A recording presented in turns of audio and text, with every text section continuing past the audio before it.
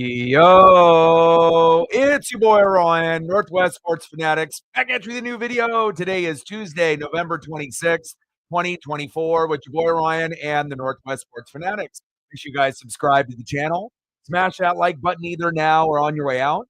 Donate to your boy if you can. Cash App $ ORION NWSF or the YouTube Super Chat right here. We got some men's college hoops here this Tuesday evening. The number 1 Kansas Jayhawks versus the number 11 Duke Blue Devils. This one was too good to pass up. I was going to take today and tomorrow off as we get ready for the football frenzy, which is Thanksgiving. But again, I looked at the NBA, I looked at the NHL, looked at college hoops, watched Oregon win earlier today. So I thought, you know what? Let's end up doing this particular matchup. We did Duke and Kansas, years back, but it's been a minute. And we ended up doing Duke and Kentucky a week and a half ago, and that one entertained. So I'm thinking that this one will be just as good. I hope everyone is having a fantastic Tuesday, and let's get it, baby.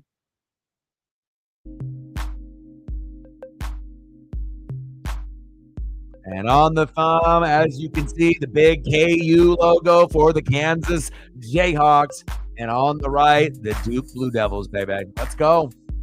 And this game is going to be led by center Hunter Dickinson for the Kansas Jayhawks. And obviously for the Duke Blue Devils, sensational 17-year-old, leading in every single statistical category for the Duke Blue Devils. Maybe future first-round pick and number 1 pick overall, Cooper Flagg. I'm here for him. Let's go, baby. I am ready. Jacob in the building. What's good? And then they just released the top 25 rankings in the the top 12 college football projection for the playoff. Oregon, Texas, Miami, Boise State, Ohio State, Penn State, Notre Dame, Georgia, Tennessee, SMU, Indiana, Arizona State. We'll see how that changes as we get closer and closer to the championship week. But I am ready for this particular matchup. Like, sub, donate, comment, share. If you haven't smashed that like button yet, please do. We'll be shooting for 20, obviously within the first hour and a half, 30 to 50 overall, and obviously 100 in the donos on every single stream. Let's go, baby. I am ready. Hunter Dickinson, Cooper Flagg. Let's go.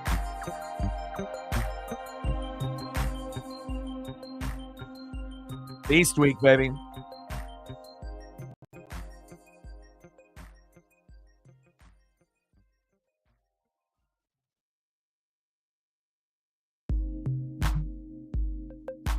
Leads Duke in points per game, rebounds per game, assists per game. And like I mentioned, Hunter Dickinson, 2,297 career points, D1 active leader. This one is going to be a battle. Zay in the building. What's good, brother? And we got a decent turnout the last time we ended up doing Kentucky and Kansas. And I would rather, do a high-profile college hoop matchup like this that has some NBA talent, coming in very, very shortly, than just a random NBA game or just a random NHL matchup for at least tonight. I'll take tomorrow off, and then we'll obviously get into some of those Thanksgiving games. I'm either going to do 2, Bears and Lions at 9:30 and Packers-Dolphins at 5, or I may just spend time with Paisley and then just do the Dolphins and Packers matchup late. I normally meet up with family, but family is a little under the weather, so I'm having to celebrate Thanksgiving a week, obviously, from Thursday, which is not ideal. But my homie is going to be dropping me off a plate in the evening, probably around the 3rd or 4th quarter of that Dolphins and Packers game.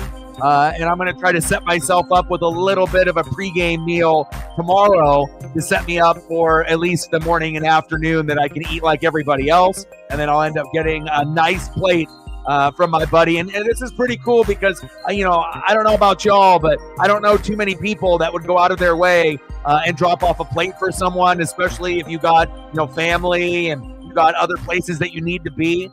So that definitely means a lot. And Thanksgiving is my favorite holiday. So, my best friend knows that. And again, I will be able to eat like everybody else, but it won't be, until like the following Sunday. And I've only had one other Thanksgiving kind of not go as planned when COVID first broke, and I wasn't able to, have that meal with the family. But other than that, I hate missing out on the family, the food, and the football and the friends. And we're going to get 2 of those Fs and the other 2 maybe a little bit later. But in this matchup, we got number 1 Kansas versus number 11 Duke. Duke played very well against Kentucky a few weeks back, but Kentucky ended up pulling away.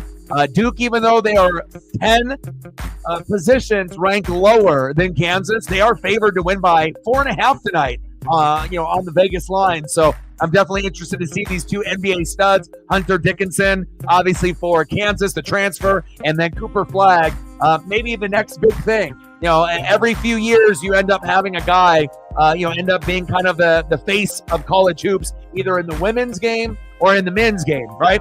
We saw, obviously, the women's kind of take over with Sabrina Ionescu from the Ducks, but then COVID hit, so they weren't really able to make a name for themselves. But with Caitlin Clark and Angel Reese bringing some awareness to the female side, I feel like the female college hoop side has been better the last 2 years than the men's. But again, it's just a matter of time before you get that next guy right out of high school that could end up being a phenom, and he surely is. Cooper Flagg, 17 years old, one of the youngest superstars in college basketball, leading Duke in almost every statistical category, and probably a future number 1 pick. And that's why I'm here. So if you ever wonder, why I'm choosing to do college hoops over the NBA or over the NHL until we go into 2025, it's going to be usually one person, Cooper Flagg. So I'm, and if they're playing a good matchup, Duke, Kentucky, I'm watching. If it's Duke and Kansas like this, I'm watching. And I'm very excited to see what we get here today. Plus, I got a chance to watch the Ducks play earlier. They're 6-0, and obviously, I don't know how good they're going to be. But if they can continue, kind of the good positive vibes, maybe the Ducks will be in the tourney and maybe make a little bit of madness themselves like they did last year. Let's go, baby. Like, sub, donate, comment, share. If you haven't smashed that like button yet, please do. Do your boy a solid. Help us hit that algorithm. Let's go, baby. Zay in the building. What's good? He says, go Duke. Daniel in the building. Jacob in the building. What's good? Let's go. And again, this is going to be just as good of a matchup as the Duke-Kentucky, game that went back and forth. Cooper Flagg had a couple uneventful turnovers that pretty much cost Duke the game. And I don't expect that to happen here today. But I do expect a little bit of growth every single game. Remember, he's only 17 years old. And Duke is favored right now, a 4-1 record. They're 11th. Kansas is 5-0, and they're ranked number 1. But Duke is favored here tonight by 4.5 in the Terry's Chocolate Vegas Showdown, baby. Let's go. And I'm always going to give you a different look, when we end up doing college hoops or, possibly the NBA. I usually keep my format the same with the cards on the side, but I want to be able to have the stat page up and have everything kind of formatted correctly here.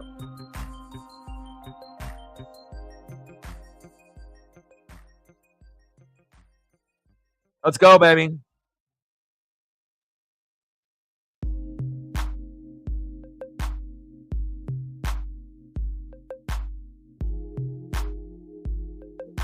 Oh, tipped in already. Dickinson with the tip, 2-0 Kansas. And again, he is a very dominant center. It's going to be very tough for them to be able to match up one-on-one. Foster Proctor, Kneppel, Flagg.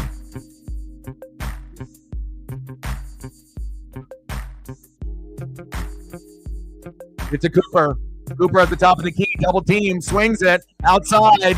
Open 3, bang! Here we go, baby. Proctor from deep for 3, 3-2, Duke. Harris Jr., Mayo, Store, Adams, and Dickinson for the Jayhawks. Little pick and roll. Baseline. Good defense there, and that's a travel. There we go. Here we go.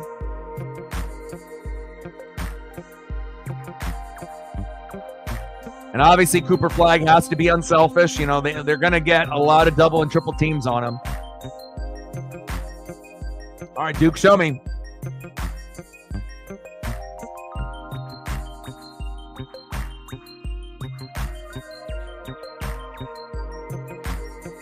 Flagg trying to post up and get position. And it's got to be a good day for Kneppel as well. Nice pass. Proctor again from deep. In and out. All right, Kansas push.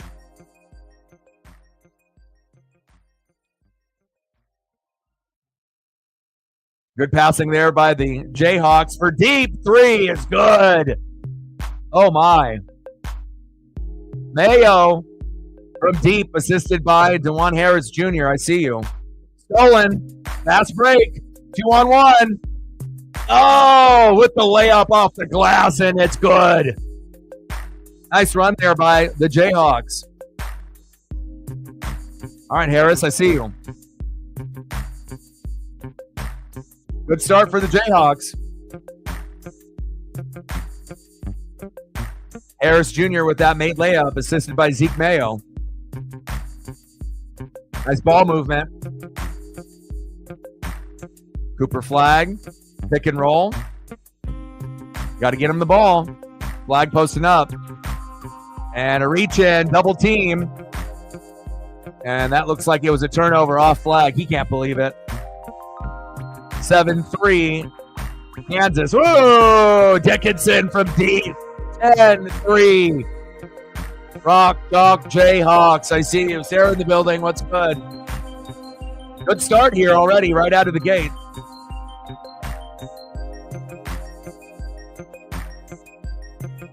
I mean, you know that's going to be a problem if they're going to end up having Dickinson, the center, shooting and making threes. Bang, baby. Oh, my. They're looking like the number one team right now. Duke's going to need a timeout, or they need to get the ball to Cooper Flag to be able to retaliate here and kind of keep on pace. Kneppel needs the ball. I mean, they got 3 players that obviously that you can go to. Right? They got a center. They got Cooper Flag. They got Kneppel. They got to figure it out here. Good defense by the Jayhawks. Man, they are all over Duke. How's your day going, Sarah? Like, sub, donate, comment, share. You haven't smashed that like button yet, please do. Dickinson being a lefty, too. It just looks smooth, you know, for a big guy to be able to launch from deep.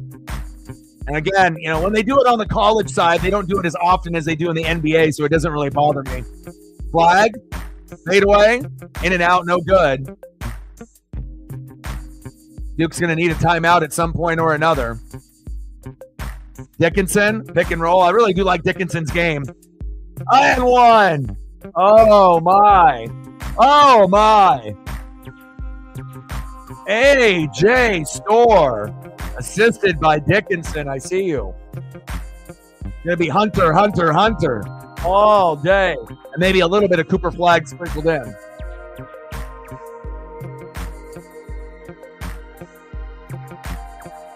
Yeah. Good start. And the Terry's Chocolate Vegas Showdown. I was going to take 2 days off, but I saw this on the schedule and figured this would be definitely worth doing over like an NBA or an NHL game at this point of the year. You know, and it's good for me to be able to maybe, you know, take a look at college hoops for the men's and women's a little early. You know, normally I don't really focus into it until after NFL and college football is completely over. But, you know, if I'm going to be covering March Madness as well as, you know, Oregon and a lot of the good teams like Duke and Kansas and Kentucky, I might as well get started a couple months early. Sprinkle in a couple streams to be more acclimated so I can make more educated picks for March Madness in the bracket and help people out, especially if I'm watching the games from beginning to end. So 13-3 Jayhawks. And then we'll take tomorrow off. And again, I got in touch with my buddy Justin, and he is going to drop off a plate on Thanksgiving for me, but it won't be until maybe the third or fourth quarter of that Dolphins and Packers game on Thanksgiving night. But even with that being said, that's better than, you know, nothing at all. And then I'm going to do myself a solid and order that sandwich, you know, and try to get that Thanksgiving, you know, sandwich just, you know, set in the fridge, order it, and then at least I'll have that for the morning and afternoon so I can be like everybody else and eat good. And then late at night, I imagine he'll hook me up and I'll probably have a monster plate. Hopefully we'll have a little pie and a little bit of everything else. So that makes me feel good because, you know, Thanksgiving's my, you know, favorite holiday, and to not be able to eat Thanksgiving food would be a travesty. And so, and I did look up to see if there's any places that make Thanksgiving meals for like 1 or 2 people to go. So you don't have to cook anything and it's already made. But a lot of those places are like in Portland or like far from me. And a lot of them don't have a delivery service. You have to pick it up. So I'm thinking doing the sub, will hold me over. I'll get a large. Maybe I'll even buy 2 of them, so I can eat one day, tomorrow, and then one, maybe for lunch, and then go that route. And I haven't really decided yet if we're going to be doing the Lions and the Bears and doing the Packers and Dolphins. We might just, maybe I'll just sit and watch, Lions and Bears with Paisley, but it really just depends on, how early I wake up and how we go about that. David in the building. What's good? 13-3 Kansas. Like, sub, donate, comment, share. If you haven't smashed that like button yet, do your boy a solid. Help us get to 20 so we can hit that algorithm. And I would really appreciate it. Obviously, we'll be shooting for 100 in the donos on every single stream.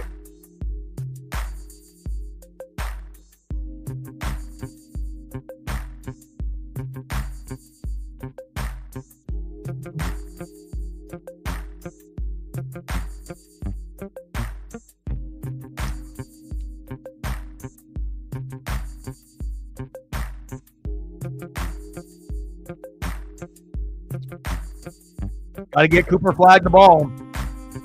Anytime Duke starts to scale back a little bit, you got to look at their star players. You got to get the ball to Kneppel. You got to get the ball to Cooper Flagg, right? And obviously Moloch, you got to get him the rock too. He's got those big, long, lanky, arms and legs, kind of like a Luol Deng.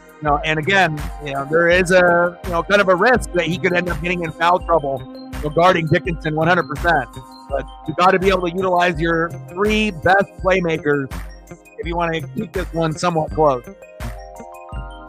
Hell, I need Cooper Flagg to the Blazers, brother. Sixers are bad, but Embiid has got a shitty work ethic. So, the guy just wants to get paid and not play. Not a good look for the Sixer fan base. They need to be able to figure out the right owner, the right, general manager, the right head coach. And you got to get the right players in there, man. But they always have talent, year in and year out, but it always ends up in a disappointment where you don't have the right players playing together, even though some of the names might be elite, or you have injuries, or just, whatever it is, just maybe a cursed team. Mayo with a 3-point jumper, assisted by Dickinson. 16-3. Jayhawks, oh my.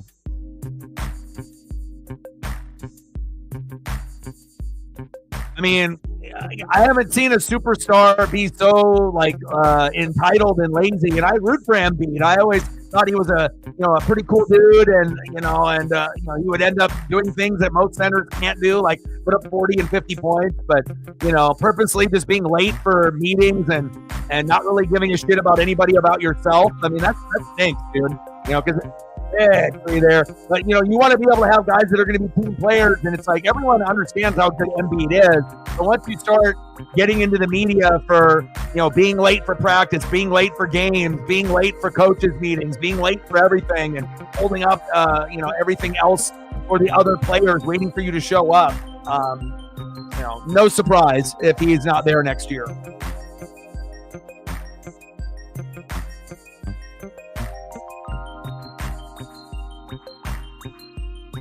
Yeah. Well, his body and his mindset, I just don't think it's a good fit there. It's a big name. It'll put butts in the seats if you live close by, Like they've always had decent players to go watch, like Charles Barkley, had guys over the years, AI, right? But they haven't really had a player, because Barkley and AI weren't like that. It's kind of unfortunate that Embiid is entitled, but I guess that's what happens when you score 40, 50 points so many times in your career. 16-6, Jayhawks.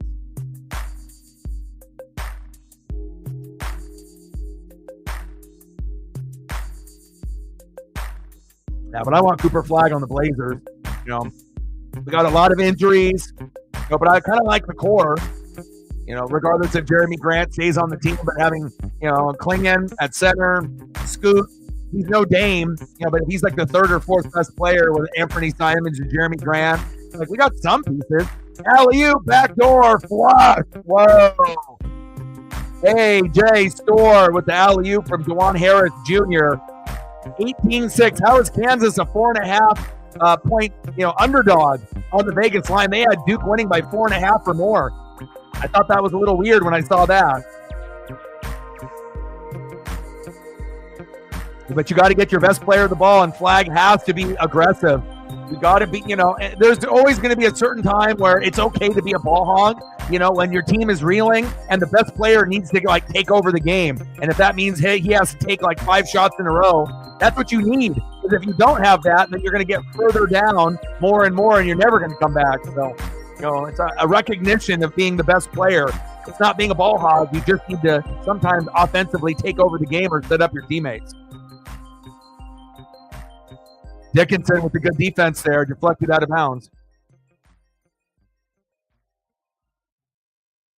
And that's wild. Dickinson leads the team in steals at the center. 18-8. Jayhawks. Knepple with the layup. There we go.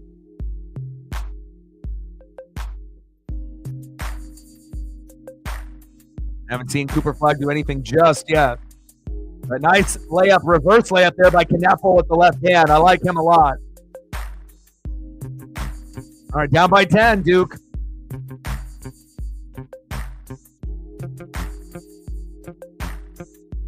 Good ball movement, wide open 3. In and out, no good.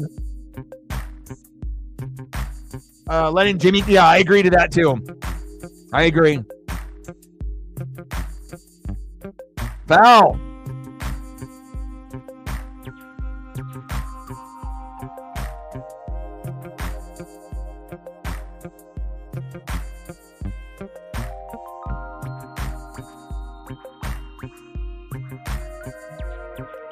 There we go, Cooper. There's my boy, Cooper Flag. You got to be able to get going at some point or another. Either him or Dickinson. That's why I'm here, baby. Go, Coop. Bang, baby. Nice jumper by Cooper Flag. Here we go. Down by 8. Let's go. And both players, Dickinson and Flag, are both averaging 17.8 points per game for their respective teams. DeJuan Harris with the made layup, bringing that lead back up to 10.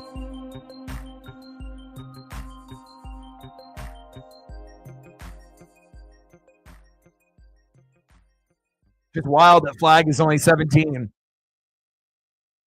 But that's just like Williams on Alabama at receiver. He's 17 too. So, just because you're 17 doesn't mean that you can't play like a 18, 19, 20, 21, or 22-year-old. Off the glass and fouled. Oh, my. Foul on Cooper Flag.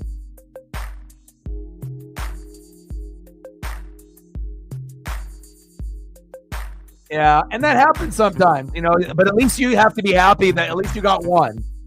I don't know if I would say the Phillies suck. That's the second best team out of the 4. I don't know. If you want to go with the Sixers and the Flyers suck, okay. But I don't think I would do that with the Phillies. Phillies are still going to be one of the top, 4 teams in the National League. They just might not be on the Dodger, Padre level every single year, but they're going to be right there for the most part. There with $1. Every dollar counts because you never know who might be dropping in. So stacks on stacks, racks on racks, little cactus jack. We're at 199 to go. Appreciate you.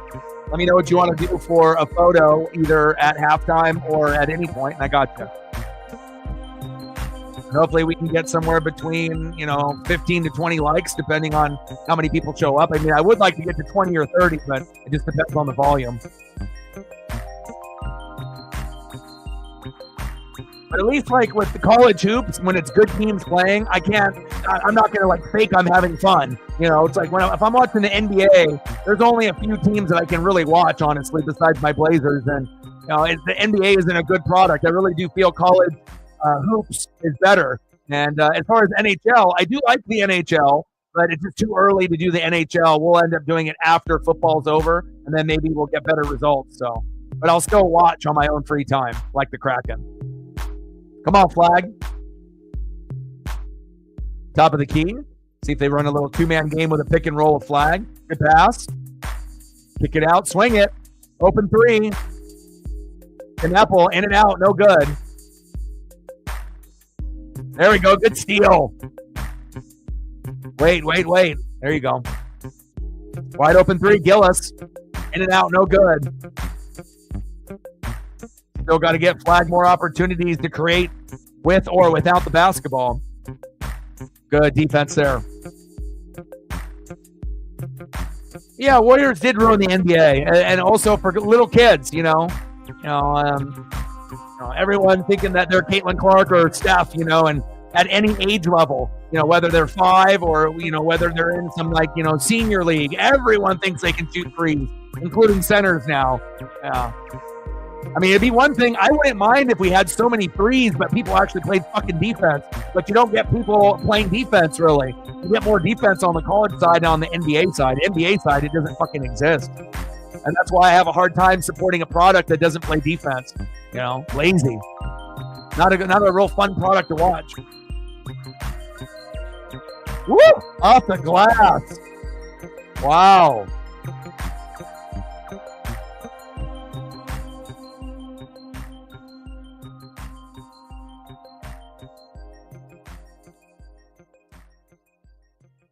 Nice 3 by Gillis there. Assisted by Tyrese Proctor. Down by 10.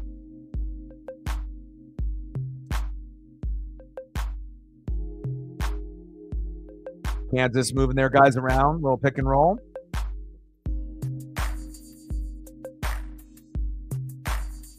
Good defense there by Duke. Almost a steal. Shot clock down to 8. Now 5. Shoot. No, shot clock violation, baby. Let's go. Here we go, Duke.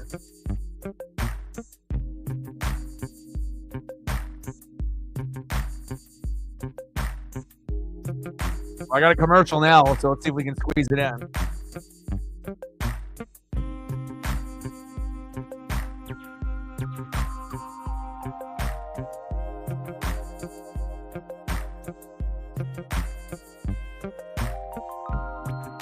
Let's see if we can squeeze in a couple of those here real quick.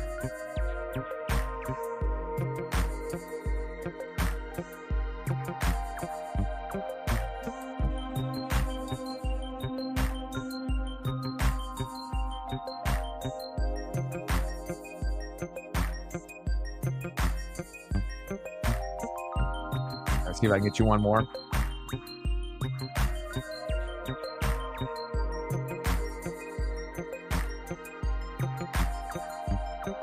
Appreciate you.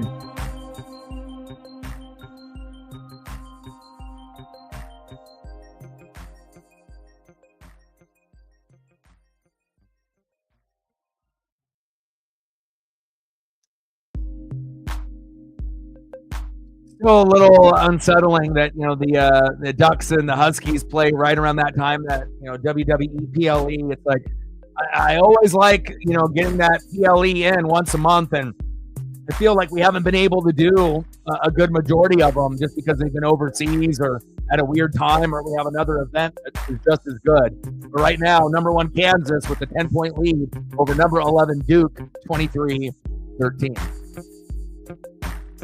So far, so good, but you got to get flagged the ball. Knepel and him have to go to a 2-man game, and they haven't really done anything down low, Malalock, just yet, and that's a guy they need to utilize if they want to stand any chance in this matchup. It just can't be Proctor, and that's it. Let's go.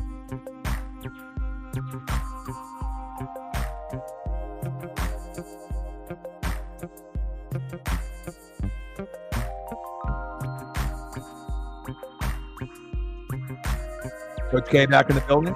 Ken Jong right next to him. How awesome is that? And Ken went there, obviously, to Duke. That's my guy, man. Ken Jong, my boy.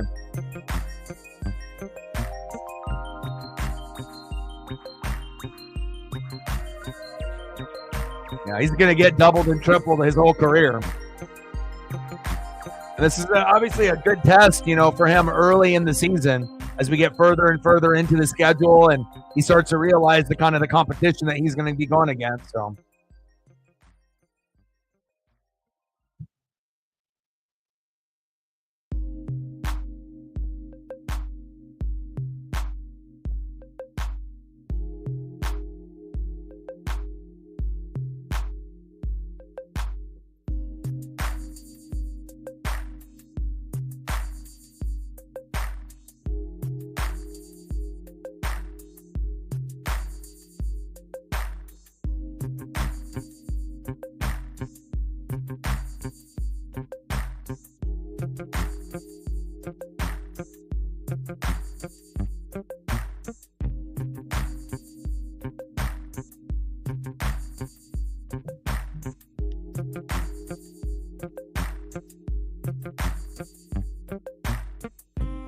Good defense there by the Jayhawks.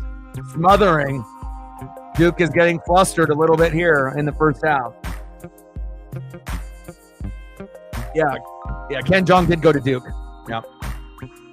TV star, movie star, extreme sports fan, super intelligent, also a comedian. Like the guy is one of the most talented people on planet Earth. He is awesome.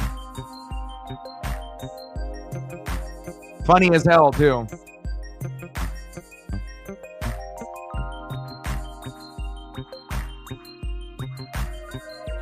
Good ball movement here by Kansas. Duke for the corner three. Air ball, no good. Go, go, go. Push. You got to attack the rim.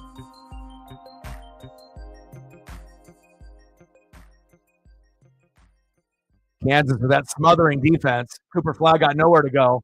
And Dickinson with the rip away. Wow.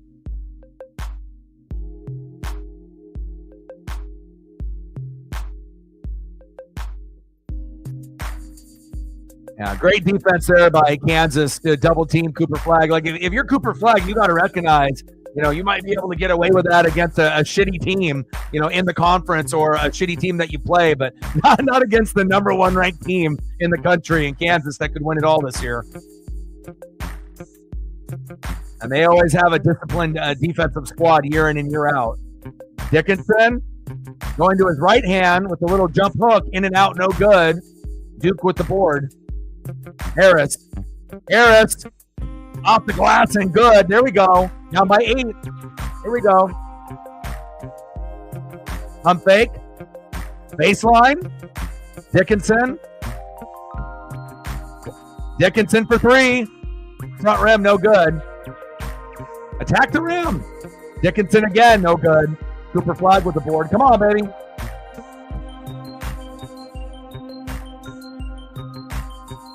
Attack the rim, baby. Oh. Yeah, the Matlock. I mean, if you're going to get him the ball, you got to be able to give him a touch pass. Like, I don't know if he thought that he was going to dunk it over and do a poster on Dickinson. That's not very likely. We're at 1:99 to go.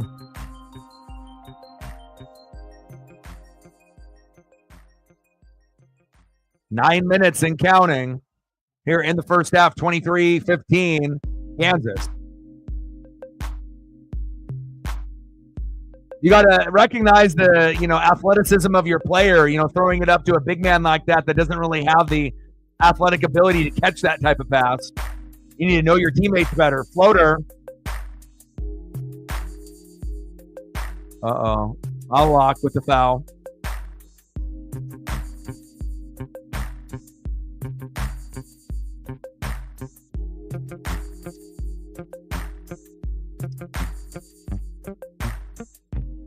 It's been all Kansas so far. Let's see if Duke can get on a little bit of a run here in the last 9.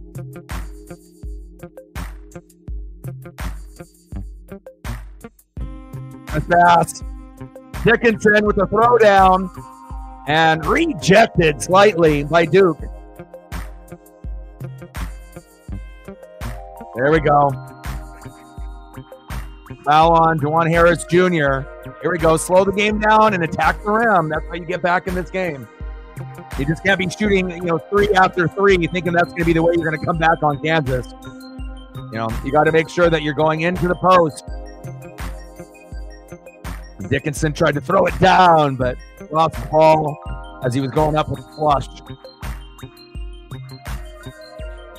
8:45 left here in the first half. 23-15, Jayhawks.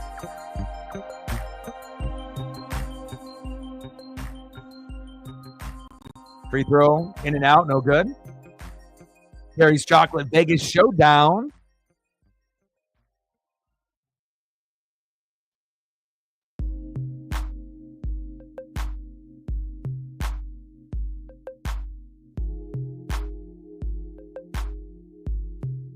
Free throw good.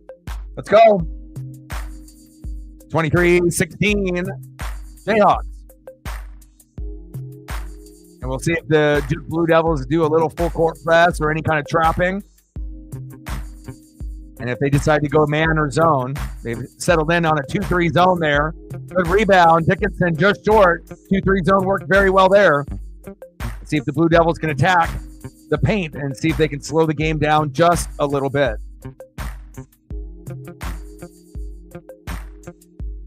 And stolen and fouled. Foul on James. 23-16.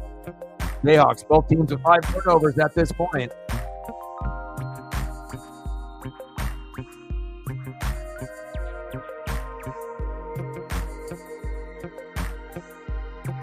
Badunga with the made dunk. Oh my.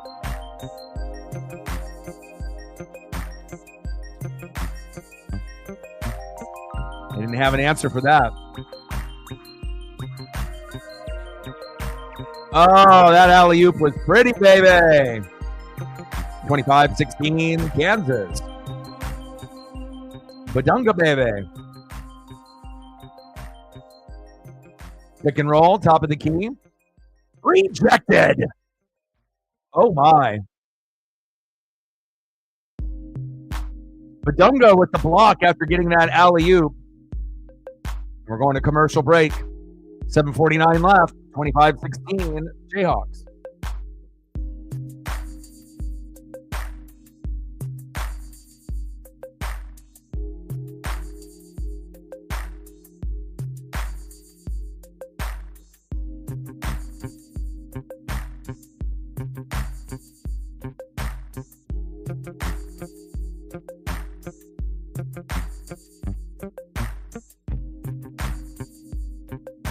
So far, so good in this matchup. Hasn't disappointed.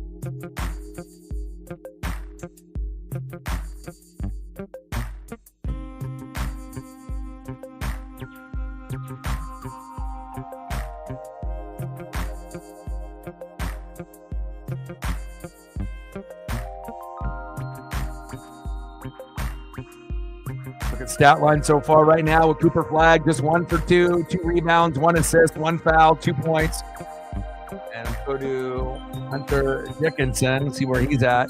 2 for 7 shooting, 1 for 2 from deep, 4 rebounds, 2 assists, and 5 points.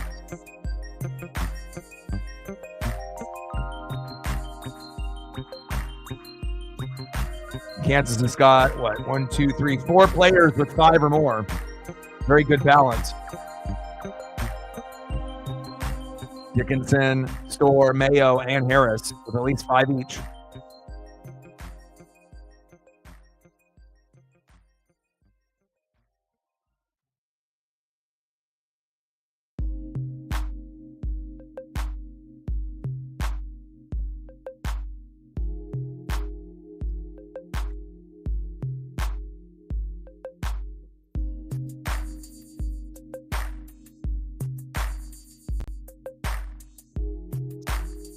Texas, Notre Dame. Okay.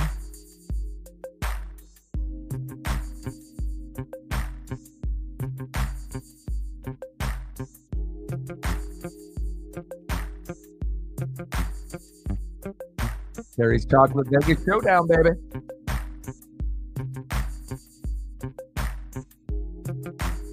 Feast week.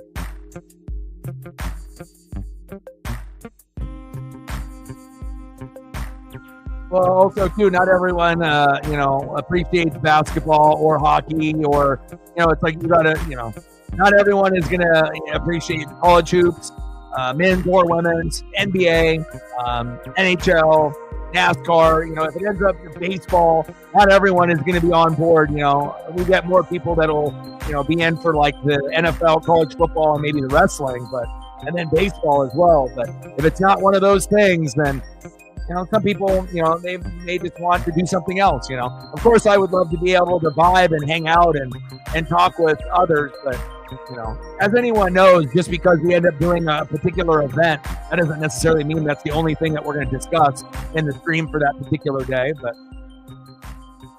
I figured I would rather do this than the NBA or the NHL, at least something that I can enjoy if I'm watching the game already anyway. So. And college hoops games go by real quick, so it's not like it's going to be this like extremely long 4-hour stream. Like, we'll be done in like 2 hours and 30, 45 minutes, something like that. So baseline, pump fake, wide open three, top of the key. It's good. Bang. Harris with that three.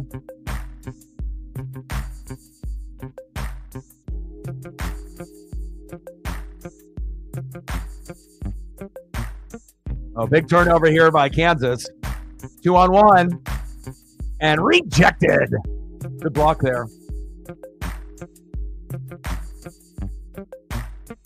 Yeah. Plus, I could have just said fuck it and took today and tomorrow off, but I figured since I'm doing tomorrow for sure, might as well grind it out. And we'll see if we end up getting blessed or rewarded by anyone coming in, and we can get the views up. Maybe we'll get a couple subs, and you never know on the dono train how that might end up landing. So Kneppel, nice pass, and there's a foul. Here we go.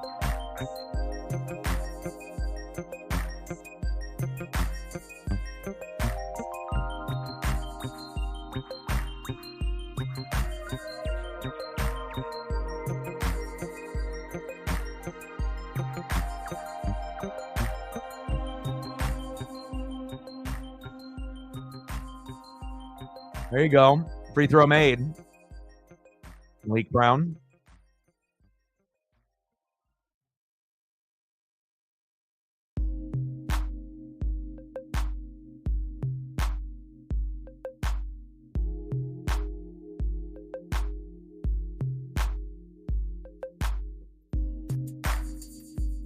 Free throw is good.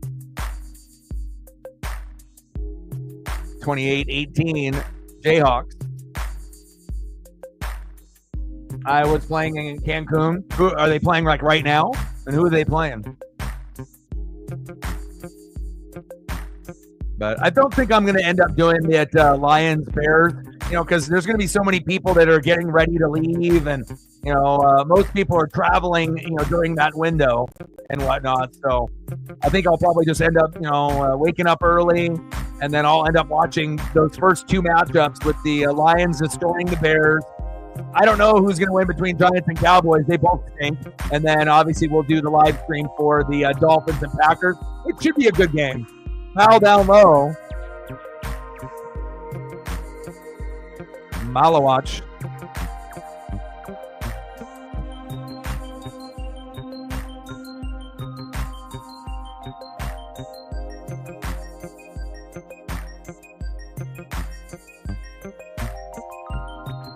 Yeah, good pass there by Cooper Flagg.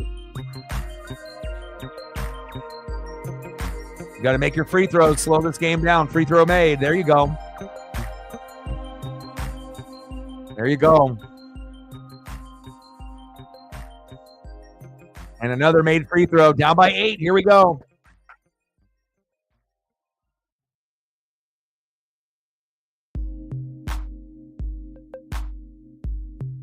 Not really a whole lot going on in the sport world tomorrow.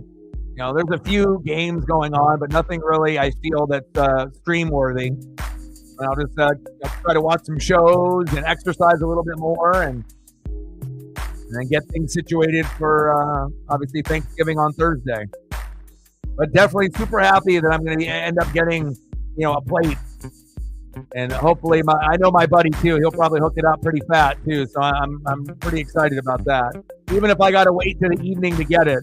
Hell, I even told him, even if it gets late and you have to go home and you drop it off to me the following morning, I'll be doing Chiefs Raiders at noon. So I told him whatever, late night or morning, the next day. But as long as I have something.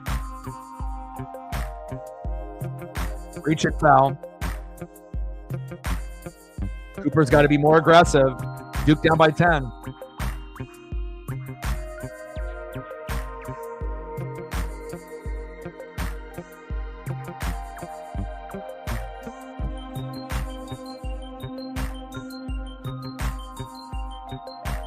Plus, it's always good to be able to, experiment on certain things. throughout the year with a little bit of college hoops, a little bit of NBA and NHL, and then we got kind of have an idea of which ones are going to have the best shot to succeed.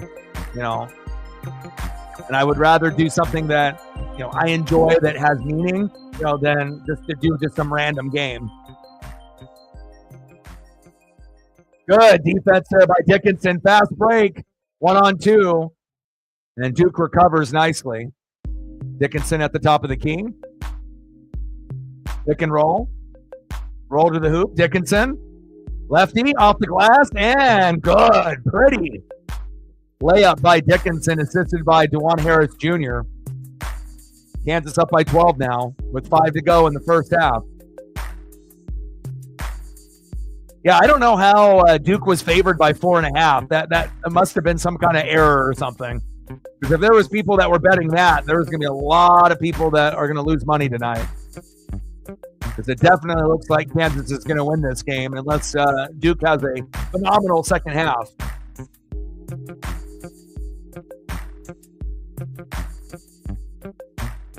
Zion James made free throw is good. Now down by 11.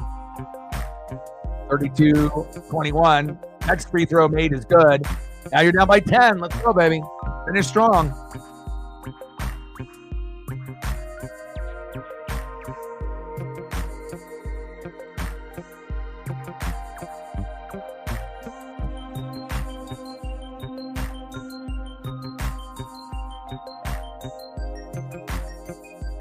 I think we're having a substitution.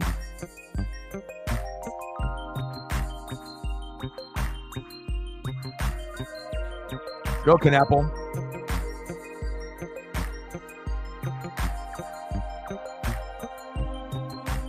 Proctor with a 3. Knappel, baby. Let's go. Hell yeah. Let's go. Foul on Malik Brown. Here we go. Duke's getting back into it now. Good positioning by Proctor. Bang! That's what I'm talking about, baby. There we go. There we go. And a turnover. Oh, and then they say the foul on Malik Brown. That might have been a travel there.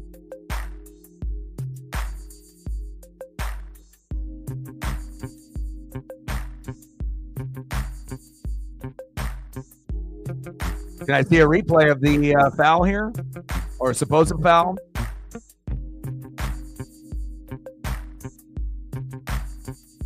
Knappel to Proctor. Nice job. Good vision. Good unselfishness there by Duke. Fast break points for Duke. 10-2 advantage. And Kansas is going to win the battle inside with Dickinson. Let's go. Come on now.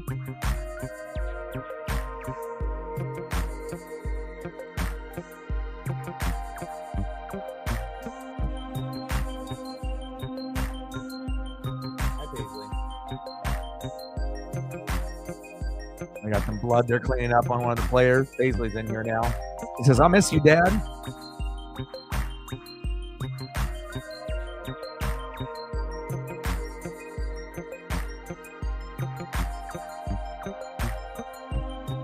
Yeah, but I asked my buddy if he's ever tried, the Thanksgiving, sandwich and whatnot. He said he's had it before too, and it's very good. So you've had it, he's had it. That's going to be a good, backup plan, for tomorrow for me. And then, and then I'll just have to wait till the evening to be able to get the plate for my buddies. So, yeah, that looked like a travel off that replay there. You want to lay down? You want to lay down over here?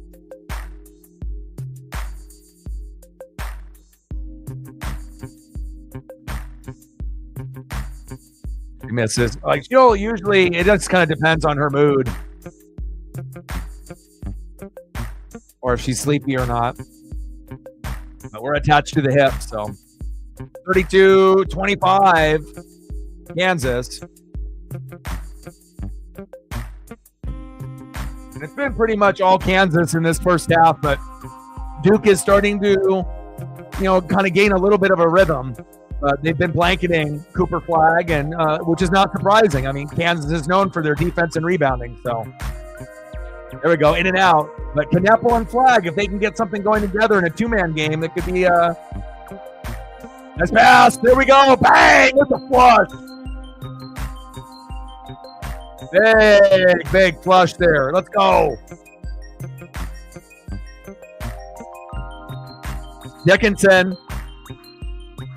Little hook shot, a little wild. Duke with the rebound. Oh, baby, let's go. Malik Brown with the three. Let's go. Assisted by Cooper Flag, baby.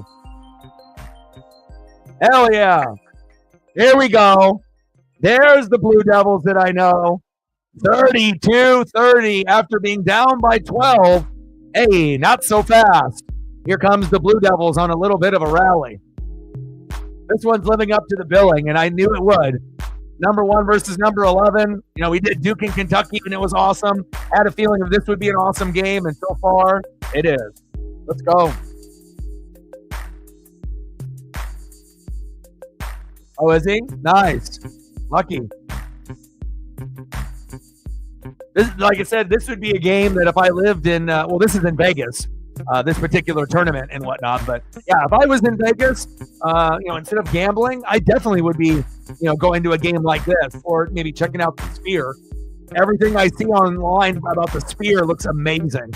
Like every show, concert or sporting event that they put in there, or or if they end up doing some kind of like space show, where you're starting to see like the solar system, or you're sort of like maybe aerial shots from drones, and you're flying around different islands. I don't know. Everything I've seen looks fucking insane, but I don't got any extra money for that. But that would be cool to visit one day. 32-30, Jayhawks. We got to be able to give Dickinson the ball at the right time. Cooper Flag, I see you, baby. Let's go.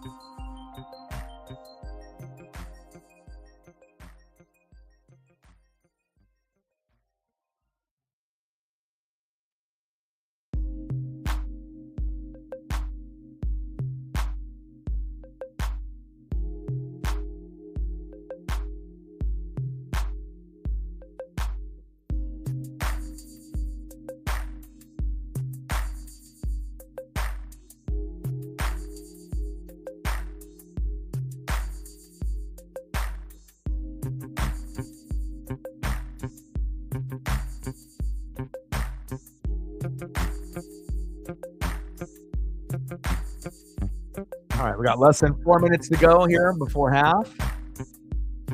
32-30, Jayhawks.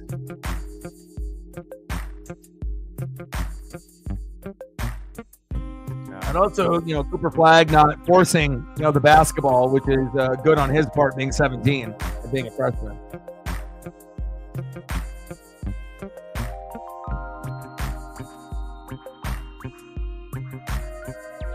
Canada, yeah.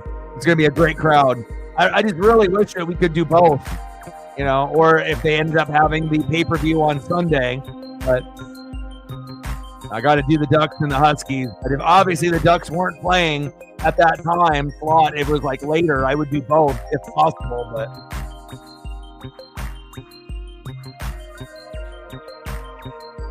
But I will be watching for sure.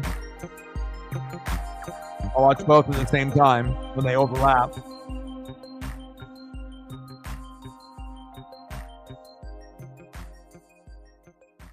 Ten-0 run for the Blue Devils.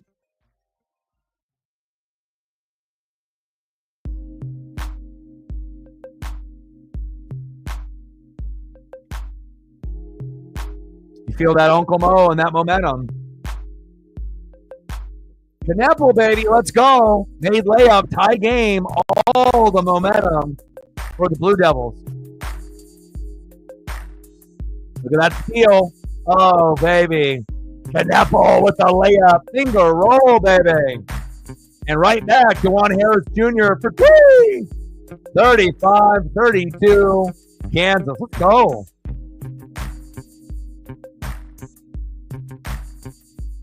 Yeah, I saw that on my timeline. You know, I ended up paying the $10, just so I could watch the Penguin, and then I canceled it. So I'll have it for a few more weeks. I'm not sure if there's really anything on there that I would want to keep it for besides Dexter, the new one that's coming out like December 15th, and that'll be on HBO Showtime, I assume. But other than that, that would be the only reason that I would do that promo. 35-32 Jayhawks. Jayhawks with the steal. Had a 2-on-2 fast break, but they pumped the brakes on that. Kansas player falls down. Pick and roll with Dickinson at the top of the key. Pass outside. Baseline. Top of the key. One-on-one. Little hezzy. Takes the body, and that is a foul by Gillis. That is a good deal. I just wish there was more that you could watch. I actually looked online today where I could watch Westworld, because that's actually one of my favorite shows that I haven't like rewatched, and they don't have it available. Like, you have to pay for it through like YouTube, or like you would think like HBO Showtime would have it on there. But I was reading that the reason that they take certain shows off that are popular from just a few years ago, nice layup by Kansas, is that way that they don't have to pay royalties to the actors and actresses that were in that show, which is kind of shitty, because I would really love to watch Westworld again. But we'll find out if that comes back.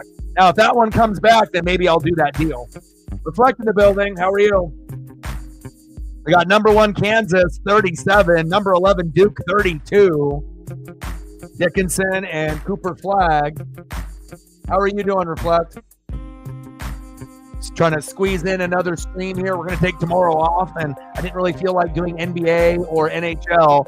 So this has kind of been the alternative, at least for 2024, during college hoops. And I know, it's not necessarily going to be everyone's thing, but to me, it's more entertaining than the NBA, especially when you have like NBA players that are prospects that are playing in the game, and it's a ranked matchup. So, and it gives me an idea of like who players are early. So that way, when we do a March Madness bracket, or if people want help, then I'll be like, okay, I've watched the games. I know what's going on, instead of just doing it based off the rankings that you see on like ESPN or something. Reflect with the 3-er. Appreciate you. Stacks on stacks. Racks on racks. Little cactus jack. Bang, bang. $3 holla. Let me know what you want. I got you. We're at 4. Thank you so much. 96 to go. But we'll take tomorrow off. And then again, like I was mentioning, reflect to Sarah, my best friend is going to like Almsville, like an hour away. But on his way home, even if he has to go out of his way, I think he's gonna be dropping me off a plate on Thanksgiving night. It might be in the 3rd or 4th quarter of that Packers-Dolphins matchup, but I'm excited, because he'll definitely stack the plate for me: turkey and mashed potatoes, gravy, rolls, pie, probably different kinds. He'll maybe I'll even get 2 plates. I mean, he knows me, so definitely excited about that. And then I'll end up doing the Thanksgiving sub sandwich tomorrow, and then I'll just put that in the fridge and have that just something to nibble on during maybe the morning or afternoon, so I'm not missing out with everybody else. And then once the Dolphins and Packers start, then sometime during that matchup, then I'll end up getting this amazing plate of food. And I'm very thankful that I got I don't have to do a post like on Facebook. Like it's nice to know that my friends go above and beyond. And I told them, I'll hook you up, and I can give him money, but I know he wouldn't really want to accept it. So I'm just going to go dig in my collection for some Blazers, Mariners memorabilia, and I'll probably just hook him up with something nice, just for doing me a solid, because that is my favorite holiday of the whole year. That's my favorite meal of the year. It just wouldn't be the same if I, even though I'll be able to celebrate it like maybe a week after everyone else, but it's just not the same. Got to have it on Thanksgiving. 37-34 Kansas.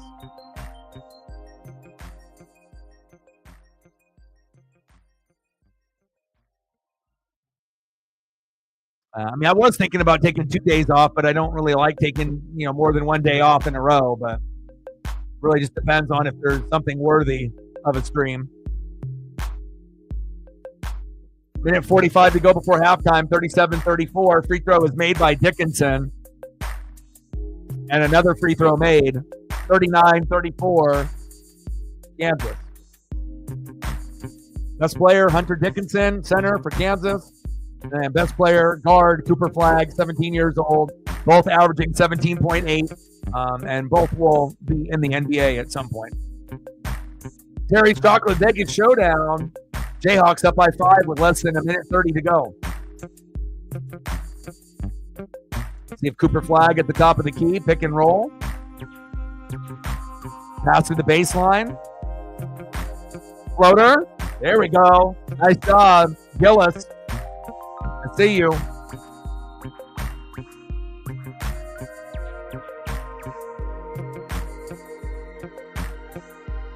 Front rim, no good.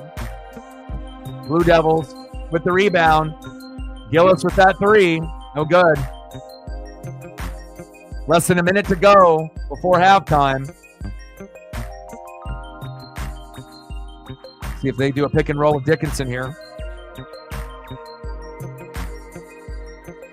Isolation. Pick and roll. Dickinson. Does he roll? Layup. Nice play. DeJuan Harris Jr. with that layup. 41-36. Kansas.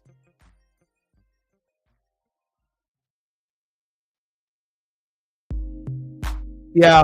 Well, we got 2 football games that will be good and one that's going to be terrible in the Cowboys and the Giants. So,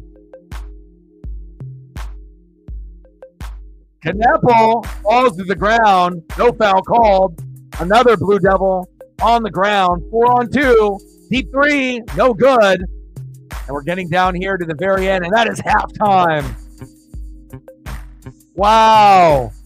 Look at Proctor from 3. He says, let me take it. Give me ISO. Back pedal, back step, bang. Wow. 3 at the buzzer. 41-39. Duke. Wow. Only down by 2 after being down by 11 and 12 the whole first half. Nice rally by the Blue Devils.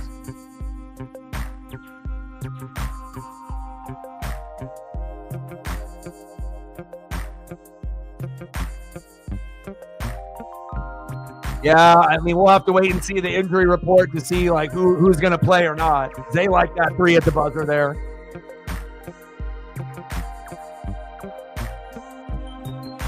Let me know what you want to do for photos if there's anything that you want to do here. 41-39. And this one's living up to the billing, just like the Duke and the Kentucky matchup I did about a week and a half ago. Oregon ended up winning their matchup earlier today so I figured if I'm already going to invest in the college hoops, I might as well, keep up with Oregon early in the season, not late, to see actually how they look. And they're actually 6-0, and they don't look too bad. They're not ranked yet, but they will be after this week. Anything that you want to see photo-wise, let me know, and I got you. We're at 4. I'll just do some Macklemore.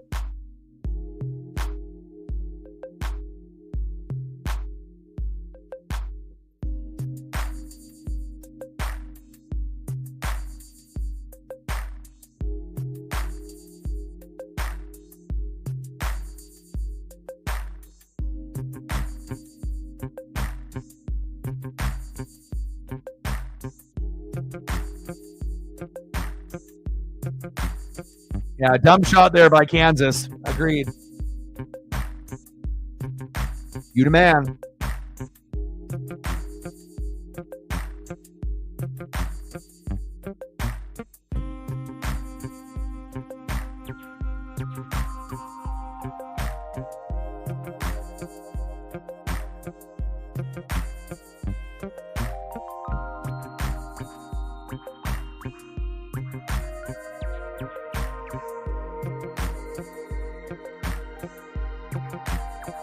Yeah, Bill Self is definitely screaming in the locker room.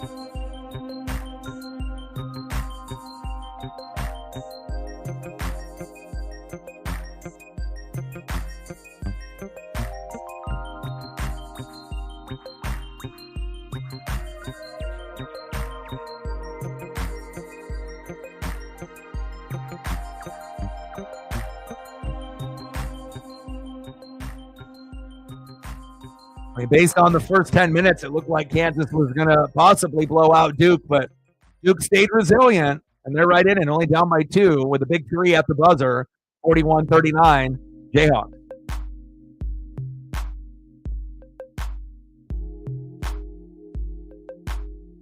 Yeah, I'm super excited about that. You know, I'm going to end up doing the Thanksgiving sandwich. I'm going to do that, and then maybe I'll even buy 2, so that way I can have maybe a little bit of a sample of it, you know, tomorrow, and then I'll have something for the morning or afternoon, and then then I'll just have to wait till the evening. But it'll be definitely worth it, you know, to be able to have the turkey and all the fixins and whatnot. So. Very excited. I mean, I told them about doing possibly the sandwich because it doesn't look like there's too many places that are offering it here in Oregon, and even on Grubhub and certain places. Like really the only place that's got something kind of like that is Firehouse Subs. So that's what I have to go with. And then there's other restaurants that do like Thanksgiving meals to go, where you have a little bit of prep. They also have ones that are fully made, but you have to like pick it up. They don't really have any delivery services, and a lot of them are in like the Portland area. So I figured I'll go with the Firehouse Sub option. That'll hold me over. It looks good. I've had a couple people, Sarah and my buddy Justin, have both had it, and they said it's good. So we'll go that route, and then obviously I'll just wait for my buddy to drop off a plate when we do Dolphins and Packers, even if it might be at the end of that game. Megan with a tenner. Oh, no worries. I appreciate you. Stacks on stacks, racks on racks, little cactus jack, bang, bang. Let me know what you want to do for photos here. We're at halftime in this particular matchup. And again, I was going to take 2 days off in a row, but I don't like being lazy. And, I just figured, well, I guess, let's do this. And then we'll take tomorrow off. I'll, dedicate my time with Paisley tomorrow. Give her a full Paisley day, which it is pretty much every day. And maybe we'll go on an extra long walk or go to a new park or something. And I'll still keep up with a lot of the other things that are going on in the sport world.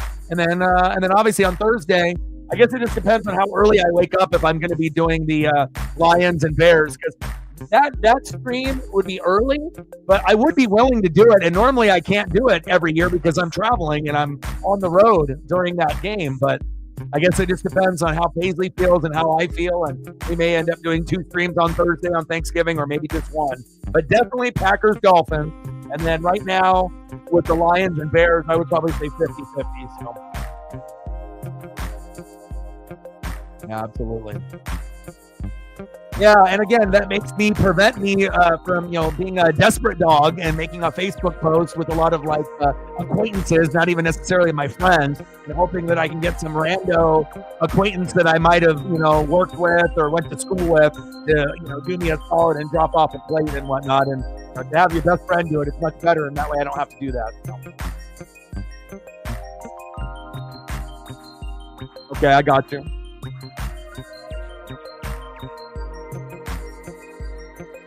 Go down all the photos here, and then I'll make some more room.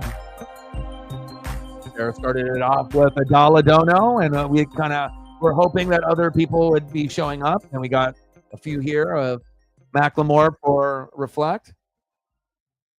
Reflect has his own file now.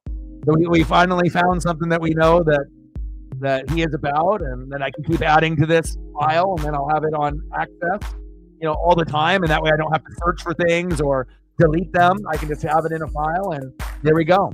Awesome.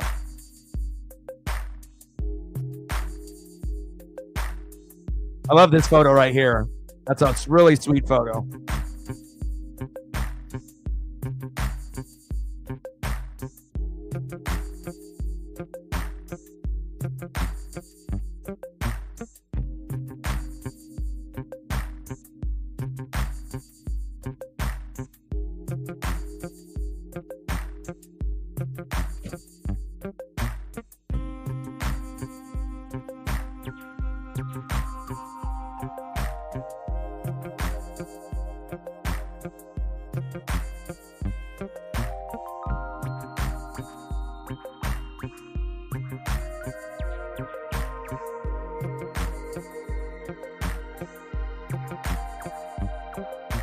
That's a cool one. Nice colors. vibrant.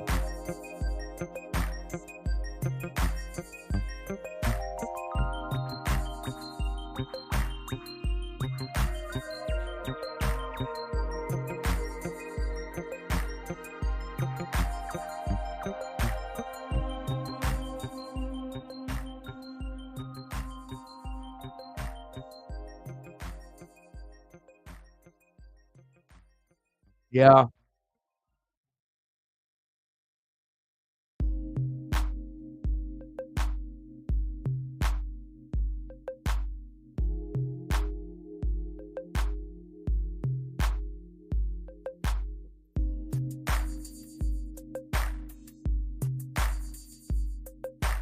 We gotta make some more room real quick.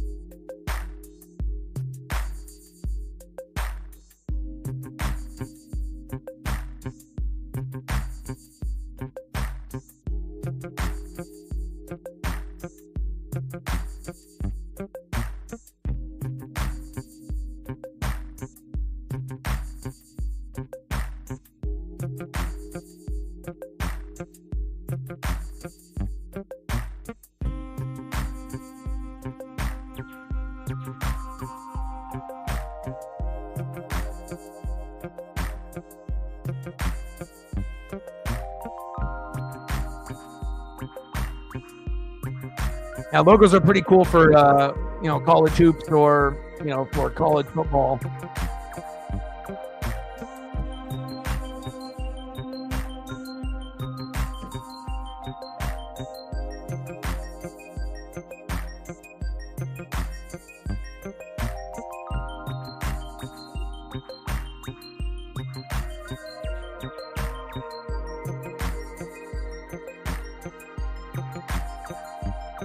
STL in the building. What's good?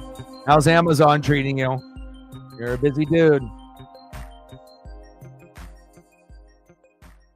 Just watching Kansas and Duke.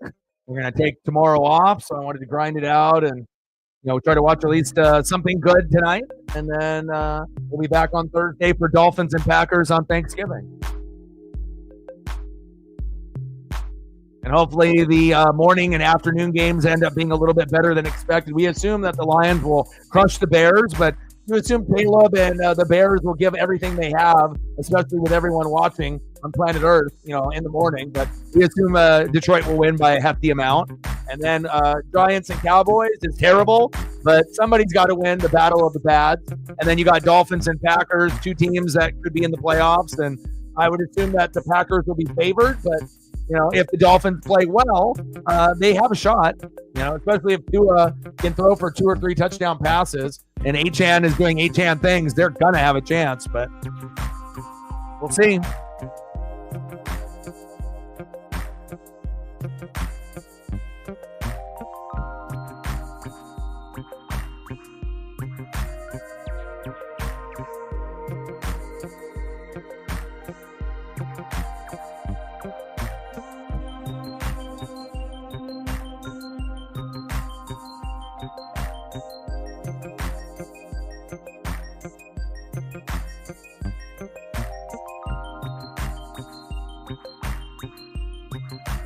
Look at those uniforms. That's pretty.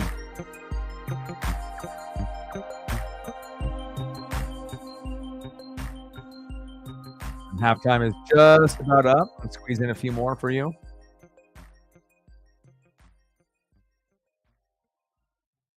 Then they had the new playoff rankings that came out for college football. Definitely going to be very interesting to see how it all plays out. There's definitely going to be teams that are left out, but it sounds like they're not going to just, throw Alabama in there just because they're Alabama, which they might have done in the past. So that's kind of refreshing, And obviously, Bama isn't the same as they were in years past. So.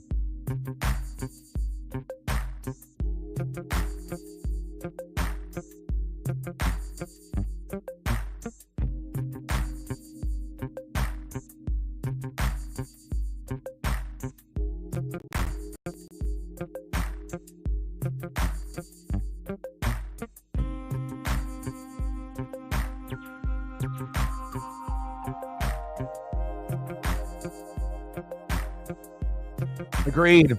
I mean, think about the recruiting and what could have been. You guys would have a better record than what you have now, and you definitely wouldn't have been doing 2 quarterbacks like this year.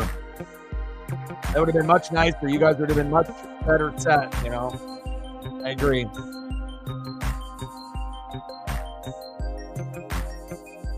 right, I got to delete these, make some more room.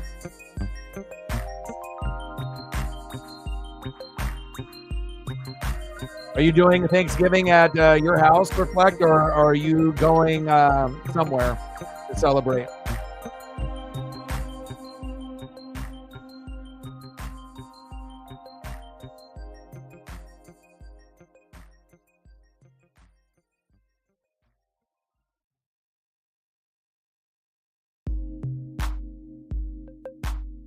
Yeah, I mean, imagine if you were able to keep DeBoer and Grubb, like how many more wins you'd have right now. Probably 2 or 3 more at least, you would think, right?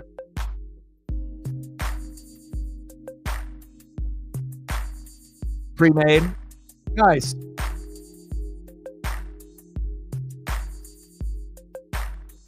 It's good to rearrange. It's good to be able to move around the different knickknacks and memorabilia. I got a lot of stuff just, in the studio room.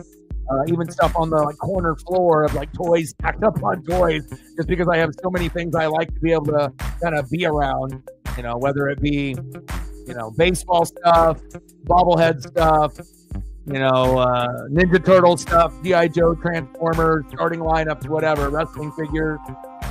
I got to be immersed in the collection. The Cooper Flag and Hunter Dickinson going at each other. Let's look at the stat lines here real quick. So for Dickinson, he's the star center on the team. They have 4 players in the starting lineup with 8 or more. Mayo and Storr with 8, Dickinson with 9, Harris with 10. And then, to be able to counteract that, obviously you would need Malawak, Flag, and Kneppel to do their job, but they've only combined for 10 total. Flag is at 1 for 2 with only 2 points. So if they want to be able to find a way, obviously you don't want Cooper Flag to force it, but he's going to have to score more than 2 for them to be able to beat Kansas, 100%. But, I mean, for him to only have 2 points as a phenom, potential first pick in the draft, and you're only 1 for 2, you've only taken 2 fucking shots. You got to be able to not force it, but, make yourself a little bit more of an offensive threat, because he is money.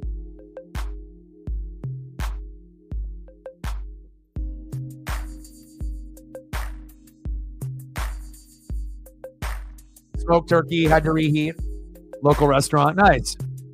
Yeah, I think a lot of people are doing the same thing. Some people are still doing the traditional, I'm making everything myself, or the family, is. But I have actually heard, with everything that's been going on, and scheduling, and I imagine stress levels and driving, and then again, just being able to cut back on that time in the kitchen.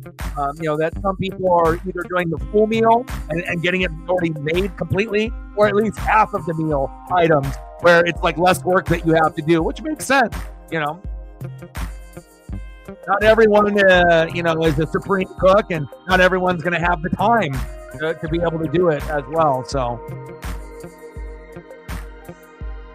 I'm just happy that I'm going to end up getting a plate. So got to get a plate.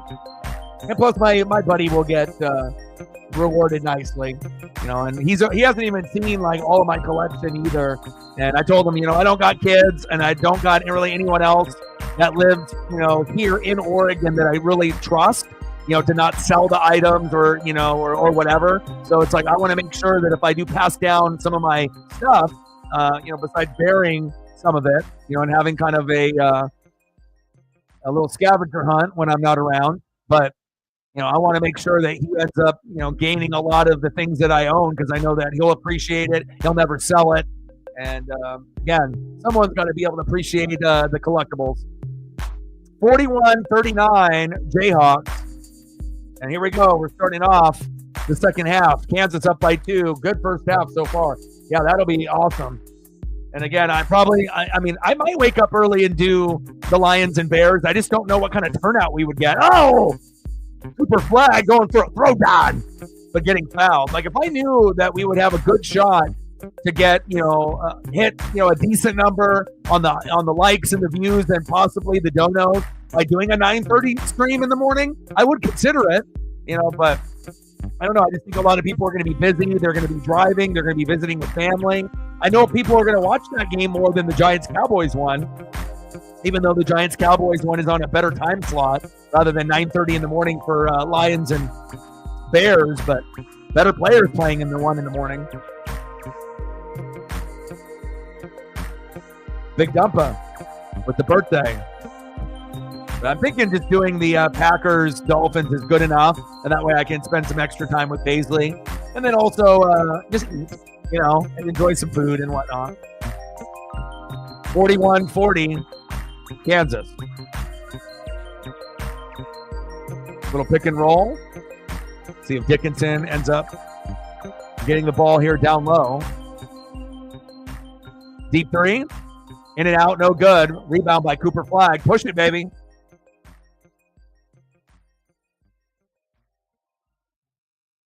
And I'm glad I have the people that I have in this room. And again, I only have a couple, that live, kind of close to me. But again, sometimes it's quality over quantity, right? Just like in the room, but also, in person, in real life. Nice. Kneppel with the jumper. Store with the three. Oh, my. This one is going to be back and forth. Oh, my. Assisted by DeJuan Harris Jr. 44-42, Jayhawks. Yeah, I'll still be here. I'll be here. Thank you so much. I appreciate you. Yeah, this one will be over. I'll be here probably for another hour and a half. It'll probably get over around that time period. So, STL with a $5. Thank you so much, bro. Go Ducks. Appreciate you. Stacks on stacks, racks on racks, little cactus stack, bang, bang. Thank you, man. Means a lot coming from you. Let me know if there's anything that you specifically want to see photo-wise once we go to a commercial break, and I got you. It doesn't have to be college basketball related. It could be basketball, baseball, football, hockey, wrestling, Kendrick Lamar, whatever you want. Nice. Jumper there is good. KJ Adams Jr., assisted by Hunter Dickinson. 46-42, Jayhawks. We're at 19. Here we go. 81 to go. In Vegas for the Terry's Chocolate Vegas Showdown. And I totally forgot Terry's is the one that does the chocolate oranges. Offensive foul there on Duke. And I was going to say, man, I haven't had a chocolate orange in maybe like 5 years.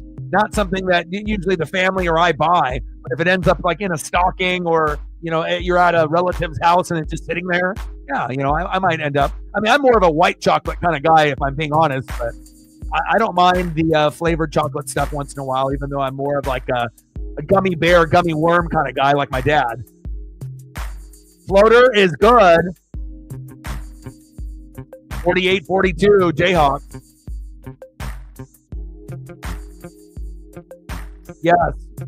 Yes. Good win by the Kraken, and we play the same team tomorrow. So hopefully we'll be able to get the dub there as well, but we'll be at home this time around at Climate Pledge. Kansas with the layup. DeJuan Harris Jr. up by 8 now, putting the pressure on. Yadi Molina, timeout Duke. Good choice, man. I got you.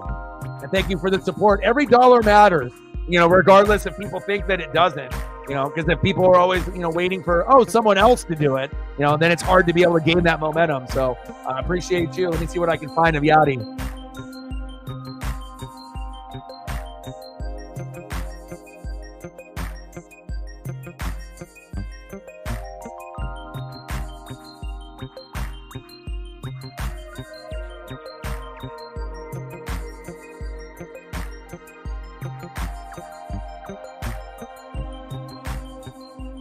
I figured you were going to go baseball, but I wanted to throw it out there for you.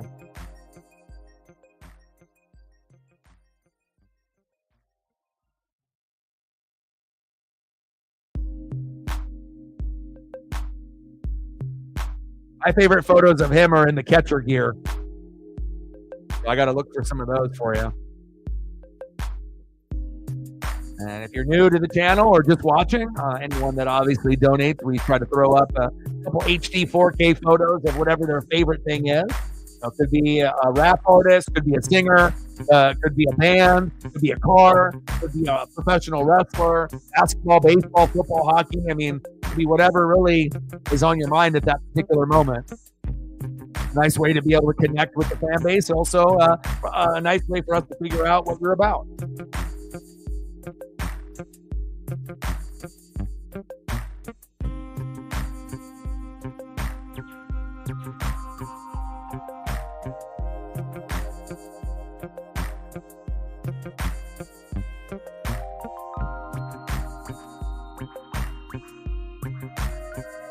And I got to get you a close-up photo of him doing the business here, playing some great defense. See if I can find one. Here we go. Zoom in. Yachty.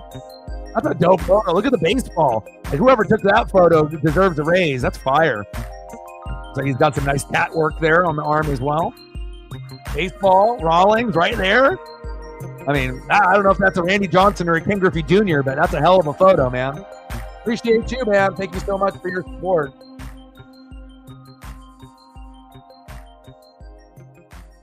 Let's go, baby. Hunter Dickinson, Cooper Flag. Who wants it more? I'm not even a Cardinal fan, and I miss them.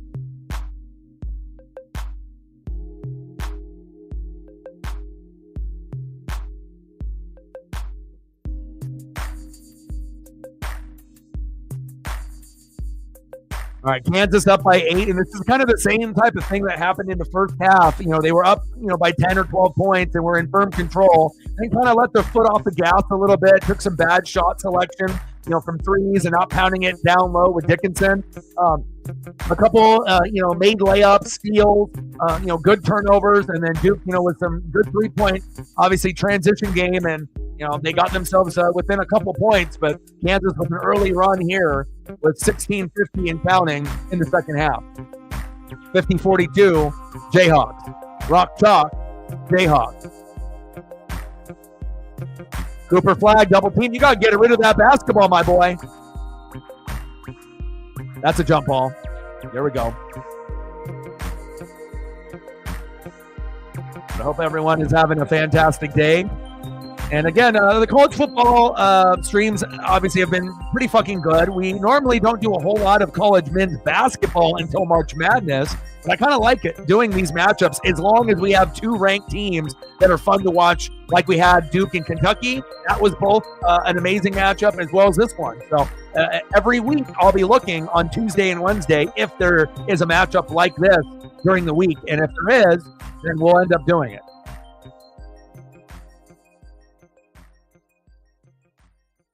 And then once we transition into 2025, then that'll be more for the NHL and the NBA once the NFL and college football seasons end. And then after all those are over, then we'll do hockey, almost primarily probably batting college hoops for about a month in February, March, and then March Madness. And then it'll get into April when we have baseball. So big three in the corner. Oh, my. Caleb Foster. I see you. KJ Adams with a jumper right back, assisted by DeJuan Harris Jr. 52-45, up by 7. Again, Duke needs to try to buckle down and play a little bit better defense, but you can tell Kansas is the more physical team, the more experienced team. Duke has got a bunch of freshmen. So, again, freshmen, are going to have that raw athleticism, and we need Cooper Flag to get it going. There we go. There's my boy, Cooper Flag from deep. Let's go. Assisted by Kneppel. They got to have a nice two-man game. Bang, baby. That's what I'm talking about. 52-48. Jayhawks. Let's go, Flag. You got to tear it up, baby. We need you, baby.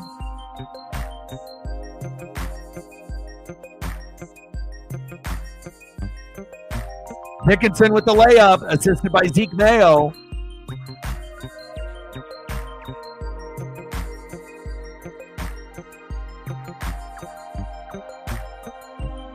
Nice pick and roll. Dickinson 1-on-2 with the touch. Nice job. Dickinson only got one shoe on. Cooper flag. Go right at him. And rejected. No foul call. Wow. Dickinson with the partial block with one shoe and Adams. My goodness.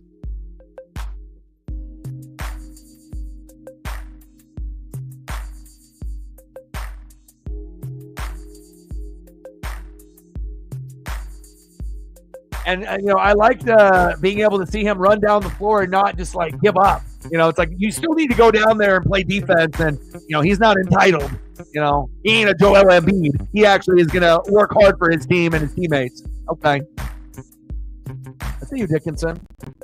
And again, that's another reason why I'm always going to watch Cooper flag, but I want to be able to watch Kansas a full game. I've seen bits and pieces. But I haven't been able to watch a full game yet, and I've wanted to. So it just was a perfect, pairing with Kansas and Duke playing here today. You got to be able to get acclimated with all of the, top 10 teams before it gets to March, so you kind of have an idea of who to be able to predict and try to make your bracket as correct as possible. Mint flavored? Oh, they got orange and they got a mint flavored one. I don't think I've ever had the Terry's mint. I wonder if Terry's is located more in the Midwest or the East Coast. I don't really think that's a West Coast brand.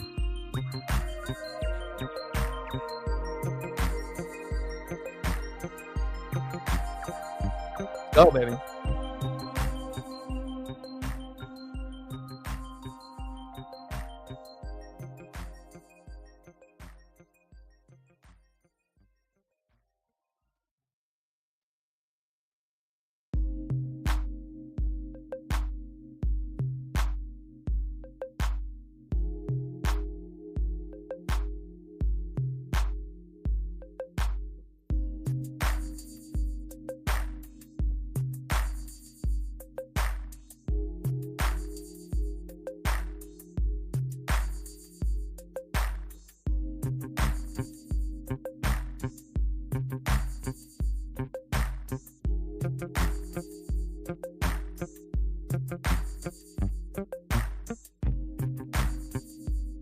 I like covering phenoms.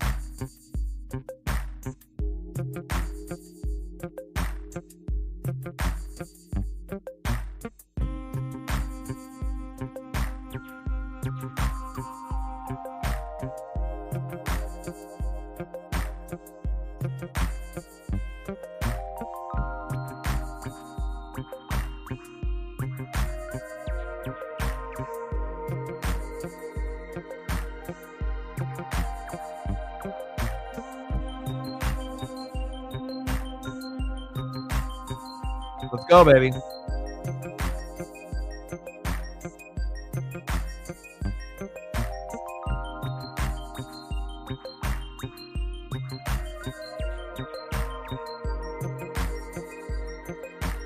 Yeah, and he's still really, really raw. I mean, 17 years old. So, I mean, just imagine if he stays until he's like a junior, like probably first pick in the draft, you would assume, and going from 17 points a game. Alley-oop. Oh, good pass back. Rejected by Kansas. Wow. Big play by the Jayhawks. Wow. But at some point you would assume if he gets better and better, you would assume that the points per game would go to like 20 next year. And then if we're, seeing a really good product, maybe, 23 to 30, maybe that last year. And if that's the case, then, then we would justify maybe flagging that top pick in the draft, averaging like 26 a game or something like that in his junior year. If he can continually get a little bit better each year. KJ Adams with the rejection.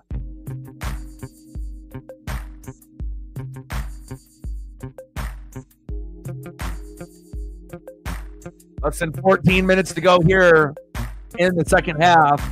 Kansas with a big three by David Cole, listed by AJ Storr, 57-48, up by 9 now, the Jayhawks. I see you, Rock Chalk.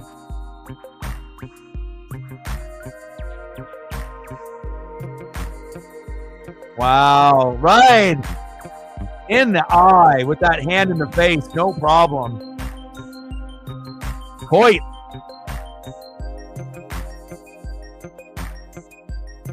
Kansas starting to pull away. And this is where you need Cooper Flagg to take over the game. Good pass. Baseline. 3. In and out. No good.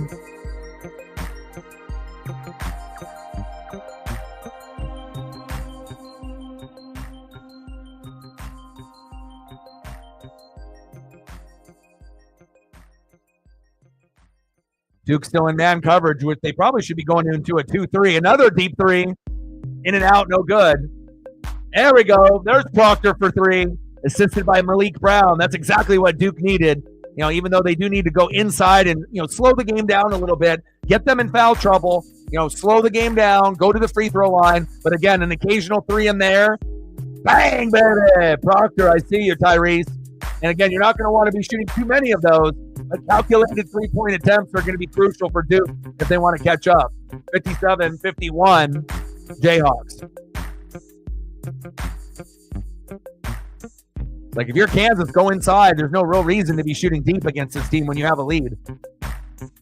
It's like when you're in college football and you have a lead in the second half, you run the ball to bleed the clock. You got to be able to do kind of that in college hoops as well at some point. Nice turnover, dribbling off his leg. Here we go. Turnover to the Blue Devils. All right, timeout called. Less than 12 minutes to go. And that's another reason I like the college hoops, than maybe compared to the NBA. The game is much faster. There's more effort. There's more defense. You got the camaraderie. And the games actually mean something even in the regular season, even though they don't really get marketed with a lot of pub. We already know NBA numbers are incredibly down. But it's nice to be able to have an alternative that we can turn to. And then obviously when Monday Night Raw comes to Netflix, we'll be doing that for Mondays. And also if there's other content that will be on there, SmackDown and other things. And then it ends up being like a global broadcast where we can watch it all together on Netflix. And yeah, then that gives us another opportunity for other content. So I'm looking forward to that too.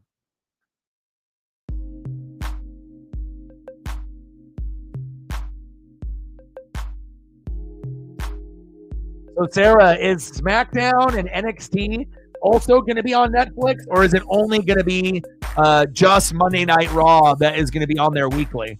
Are you going to be able to get the other shows on there too, or are the other shows exclusively on those networks still? I was trying to go through like kind of the deep diving on what Netflix is going to be able to offer once it ends up being one of the main partners, because obviously we know some of the other apps and things that they're using are, they're trying to move away from some of the stuff. SmackDown still on USA. Okay. Right. I wonder at one point or another, based off the success of Netflix and Raw, that eventually, if we end up having all of them on Netflix, I would probably highly imagine once the deals are done with USA and CW that it would make sense to have it all on one platform, like, all on Netflix one day. I assume that's where we're going. 57-51, Jayhawks. And I'm ready for that Thanksgiving sub, man. Maybe side of mac and cheese, like you said. I'm looking at the photo of it. I mean, it's expensive as shit. I mean, it's very, very expensive. But again, it'll be worth it. Even if I have to pay $30, $40 for a sandwich or two, Tender turkey breast, stuffing, sweet and tart cranberry sauce, mayo. Did you have yours toasted or not toasted with your bread? Have you had them both, like toasted or non-toasted? Is there a way I should go? Obviously, if I buy two, I can get the one toasted and eat it like we see Ken Jong bobbing his head and eating the popcorn next to Coach K and his wife, right?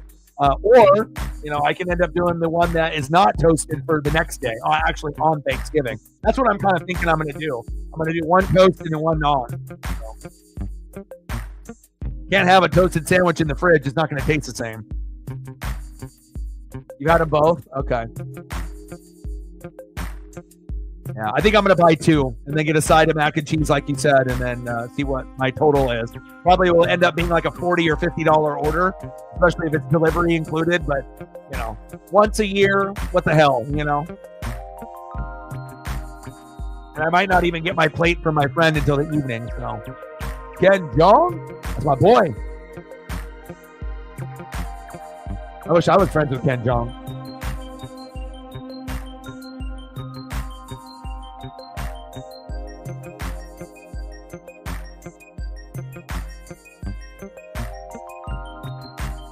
Yeah, just like Quiznos. Get it toasted. I miss Quiznos.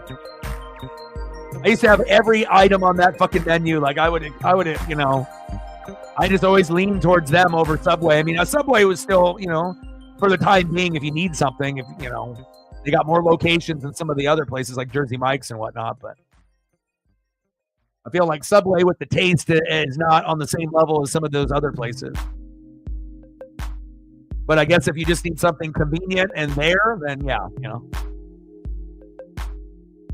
Kneppel. 2 made free throws there.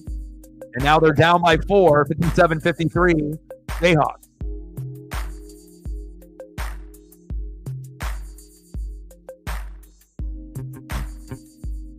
What's the best thing on it to you? Is it the stuffing?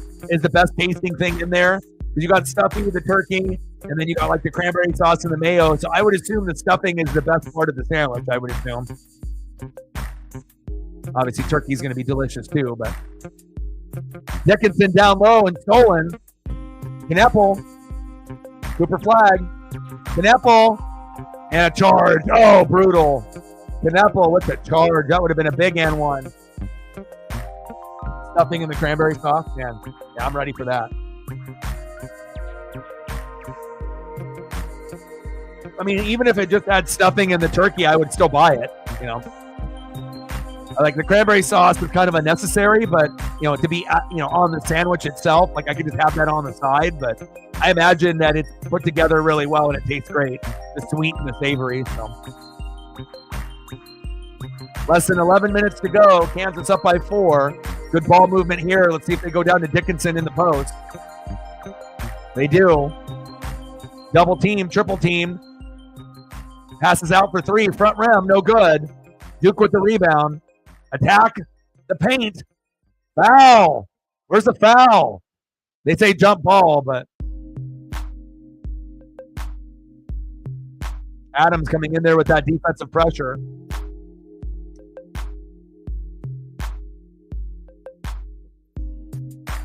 I've had the meatball from Firehouse, which is very, very good. They don't really have bad sandwiches there, but they're fucking expensive as hell, though. The refs you suck chants go on from obviously Kansas fans. Air ball. Rebound is good. There we go. Kansas only up by 2 now, baby. This game has been just as good as the Kentucky-Duke matchup that we did, Sarah, a few weeks back. Dickinson. Oh! Oh, and they're getting a little chippy there. It was a hard foul. Malik Brown with the hard foul there on Dickinson. Kind of undercut him there at the end. Tempers flaring. Dickinson has the post. And he takes an elbow. Malik does, and then he kind of retaliates with the box out right there. But Dickinson did throw the elbow, and then Dickinson tried to kind of hit him with the leg. Dickinson being a little cheap here. He kicked him in the head. Oh, and that should be a technical. He should be kicked out of the game. Dickinson kicking him in the head. Out of here. Eject his ass. Oh, that should be a technical foul, possible ejection. You can't kick a player in the head when you're down on the ground like that. You were the one that first delivered the elbow, then he boxed you out, you fell down, and it was a hard box out, and you both went to the ground, and then you purposely Draymond Green your foot over his head.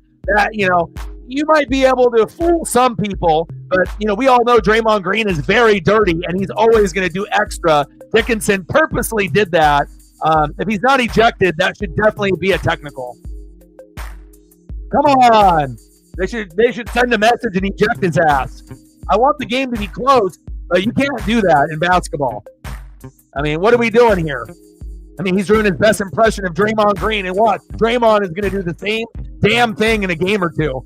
He's watching film. He's watching the game, and he'd probably compliment that out of Dickinson, saying, good job. Come on. That's either a technical or an ejection.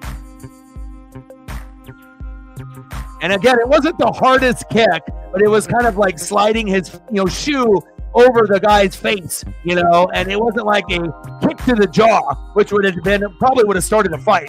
But it definitely was frustration. But you're the one that initially elbows him, right? Then he boxes you out, you go down to the ground hard, and then you purposely put your foot and kick him in the head. If that's me, that's an ejection. But it looks like it'll be a flagrant 1 or 2. Probably just a technical foul, but they won't eject him. And he's the best player on Kansas, so we don't really necessarily want an ejection, but based off what he did, it wouldn't hurt my feelings if they ejected him. They have to send a message. If I had to take a guess that they won't eject him and it'll just be like, dead ball, technical foul, 2 free throws and the ball, and that's it. And then they'll give him a warning or whatever, but that's weird, man. I haven't seen a Kansas player be dirty in a long time. Oh, my. Yeah, I don't like dirty play. And we know Draymond Green on the Warriors, he loves to act like he's not doing something when he's doing something. Just because you flail your arms in the air right before or after you do something illegal doesn't mean that it's okay, And Draymond has a reputation of, grabbing people's legs, tripping them, trying to injure them and kicking guys in the nuts, always trying to do something and trying to make it look like it was a accident, quote unquote accident. But Dickinson was frustrated, but that definitely more than likely will be a technical foul, and I don't think they'll boot him out of the game. That's something to keep an eye on. Let's see what they decide to do here. Are you going to kick him out, or are you just going to do technical foul?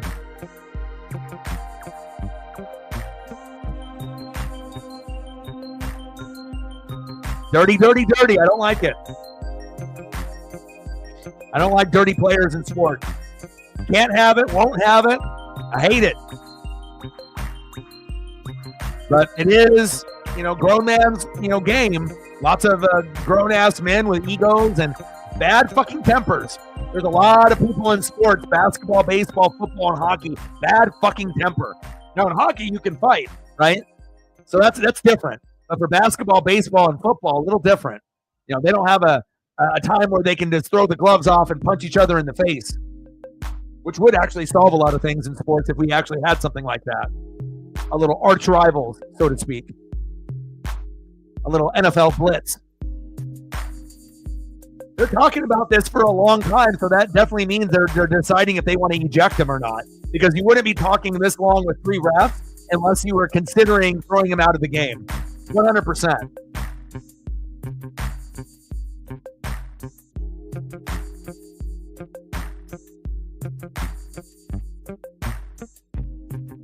I mean, I would assume a technical foul, 2 free throws, and the ball if they're not going to eject him. Or even if they were. Let's see what they say.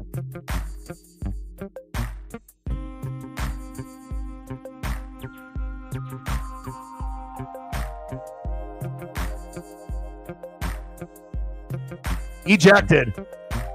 Good, good. Flagrant 2, he's out of there. Good. Good. 2 free throws and ball and ejected. Good fucking call. Because it doesn't matter if you ended up kicking him really hard in the chin and it caused the stir, or you did what you did. That was dirty and you deserve to get kicked out. Great call by the referees. And that might be the first time and the only time you hear me say that about college hoops or college football or the NFL, where I'm actually acknowledging the refs doing the right thing. A lot of times when we watch games, they do the wrong thing, or they turn a blind eye, or they turn and look away, and they don't throw the flag when it's pass interference or a face mask, right? And we get pissed off thinking that the league is rigged, right? Correct call, and I applaud them for that. I know Kansas fans are going to be mad, but again, you can't do what he did right there. Because again, he had 2 plays where he was the dirty player. The elbow Then the box out happened by the Duke player, and then you retaliated, and he is ejected. Flagrant 2. Smart call. Good call. Good call.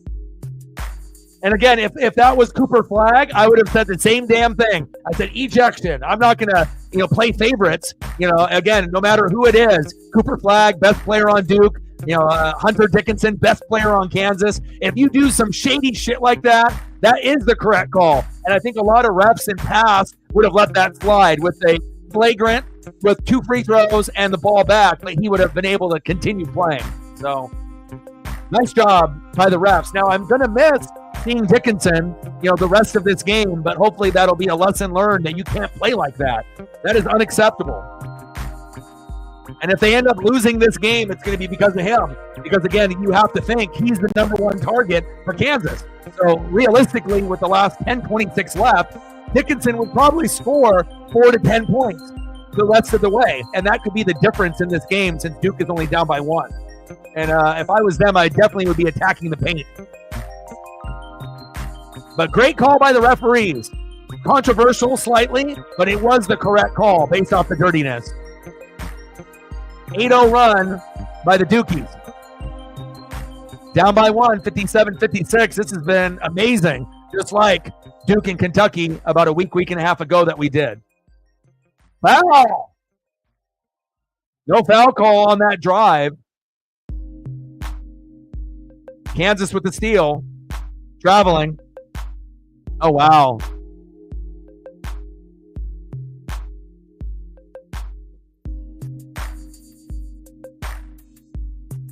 Like, sub, donate, comment, share. If you haven't smashed that like button yet and you're in the room, please do. We don't need to get anything crazy like 30 to 50, but if we can try to get our closest bet to 20, that would be great. I think we're at 11 right now. Now we're at 12. We only need 8 more to hit the goal, and if we hit the 20, then you can get into an algorithm, and you might be able to get a little slight boost. So,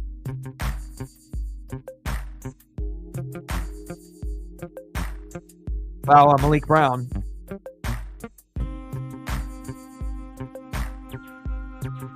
Now, that was crazy, man. That was a very Draymond Green type of thing, and I haven't seen a basketball player, do something like that in a while. I mean, I remember Christian Laettner getting stepped on, and also him, stepping on individuals. We know that rivalry with, obviously, Duke, North Carolina, and Kentucky back in the day. Things got chippy with those teams back in the day. Jamal Mashburn on Kentucky, Duke with Bobby Hurley and Christian Laettner.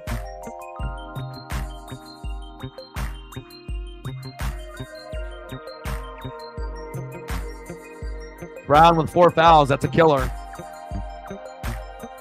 Yeah, Duke needs to have, I think that the emotions are really high and they're still a little amped up about the ejection, but again, you got to settle in that, that it got a little chippy. Now you need to settle in and attack the paint.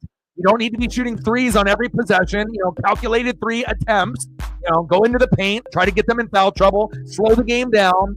And again, if you can get them in the penalty and go to the free throw line, that'll be the easiest way to get back into this game besides just playing great defense. All right, down by 3, 59-56, Jayhawks. Let's see what Duke can do here. Oh, baby! Big 3 by Proctor. He has been the three-point machine here in the corner. Bang! Let's go! Tied up. Badunga with a dunk, with the Badunka dunk for Badunga. KJ Adams Jr. Badunga is going to fill in the gap, obviously, at center that normally that you would have from the man that got ejected. Woo! What an alley-oop. Woo! Badunga, baby. Cooper Flag, baby. Let's go. It's a dunk party, baby. Let's go. Here we go. You want a Badunga Dunga or you want a Cooper Flag? Let's go. Hell yeah. Oh, baby, Cooper Flag. Oh, Cooper Flag, poster. That's going to be on SportsCenter.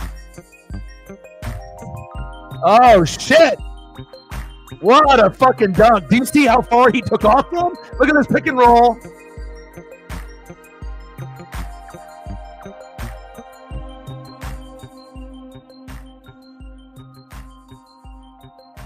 Oh, shit.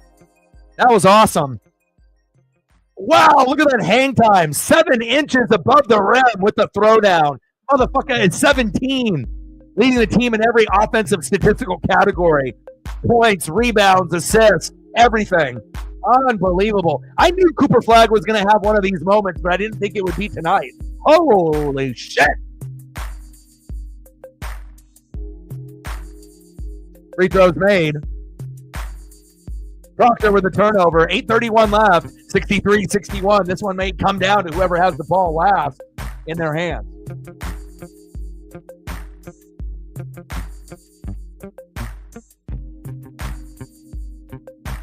In and out, no good. Proctor had it stolen. Kansas 3-on-1. Off the glass. Good. Harris. Assisted by KJ Adams Jr. 65-61. Oh, bang! Zion James with a 3. No relation to LeBron. Assisted by Tyrese Proctor. We have a 1-point game. Now, this is crazy. Definitely more entertaining than any NBA game.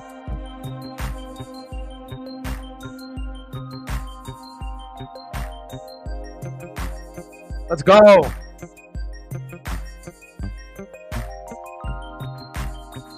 Duke down by 1. 7:40 and counting. In and out, no good. Out of bounds. Kansas stays with possession. Ooh, baby.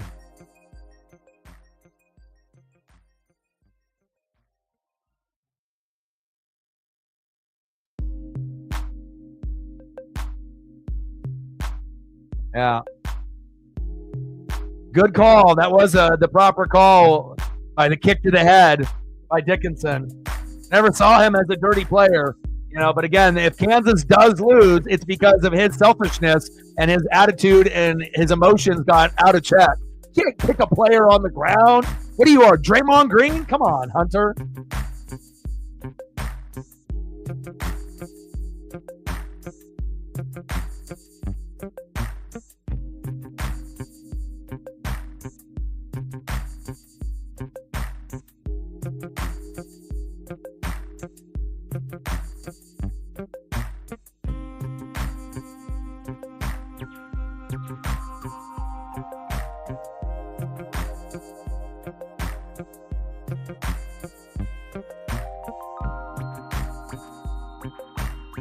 Hunter Dickinson turned into fucking Draymond Green in a matter of split seconds, huh?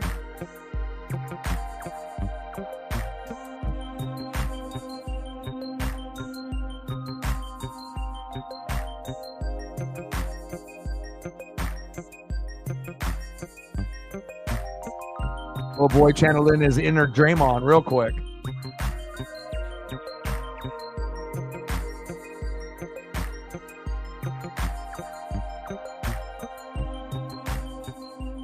He's like, get out of me. Let me choke the shit out of this guy. He's like, what do you mean? I didn't do anything.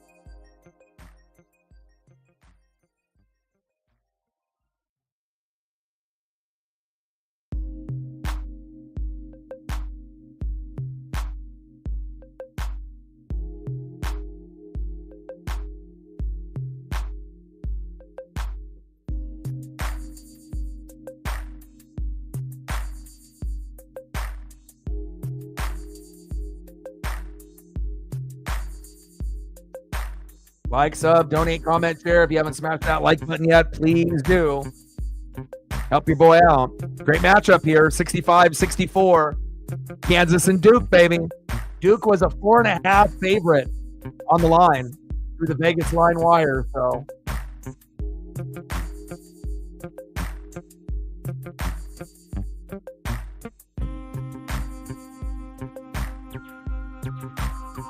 The Maui Invitational Court is nice. Look at that little paint area that's all painted in the key with the Hawaiian vibe. I wish we were playing this game there.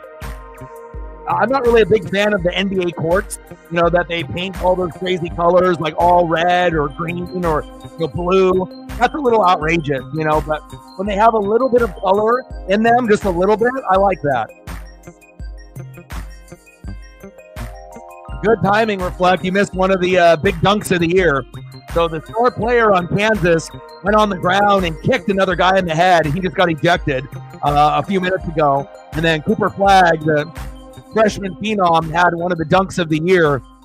Made a poster off a pick and roll at the top of the key. It took off from almost the free throw line and hammered it down. His hand and elbow was like 5-7 inches above the rim, and he was gliding like Clyde the Glide Drexler, man. That was fucking sweet. 65-64, Jayhawks.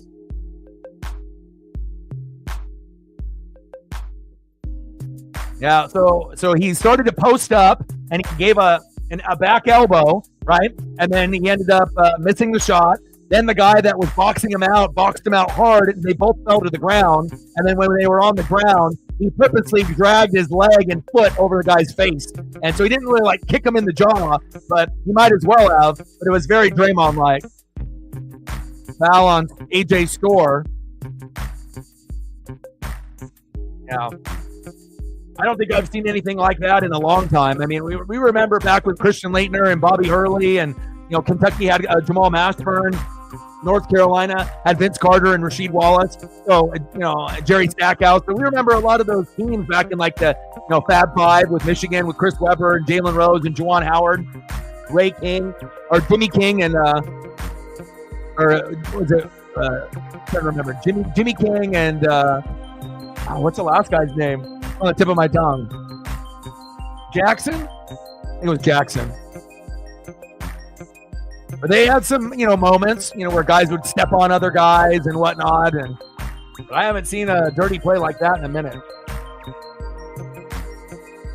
Yes, that court. I like that court. When the key is painted like those Hawaiian lei colors and whatnot, it's not too distracting. It actually is very easy on the eyes, and it doesn't take away from the game itself. And we got Ken Jong and Coach K courtside. 65-65, we're knotted up here. Could come down to whoever has the ball last. Little pick and roll at the top of the key. Foul on Cooper Flagg.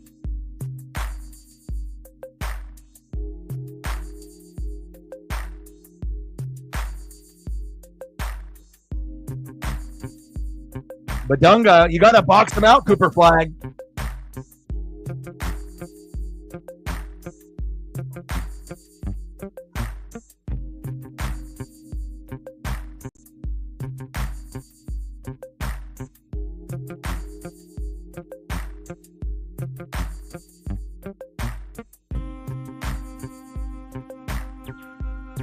Badunga, 6 points and 6 boards. But, he ain't going to make too many free throws down the stretch. Cooper Flagg with the defensive rebound. And as long as Flagg doesn't try to, be, kind of like, I'm the man, let me take over and do a little bit more. He doesn't really do that. So,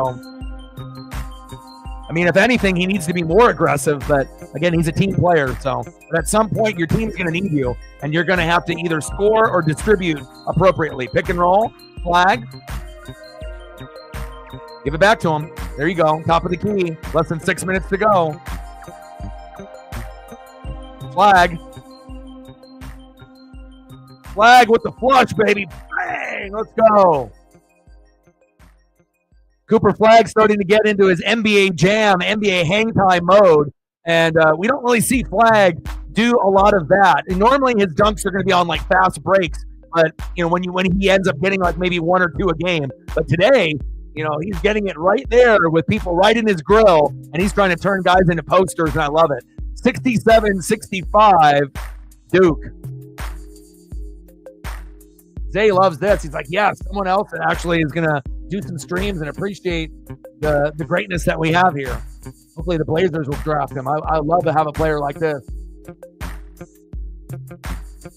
And he'll get better and better, as a 17, 18, and 19-year-old.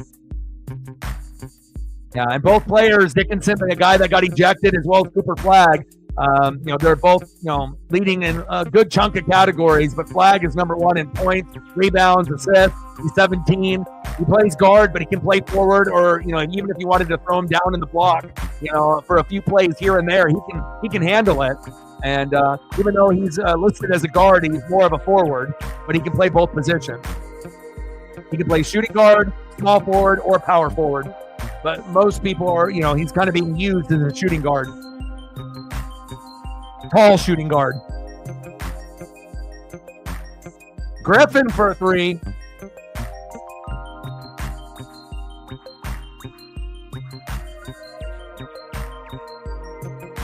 Big three by Griffin there. 68-67, Kansas. Flagg with the missed jumper.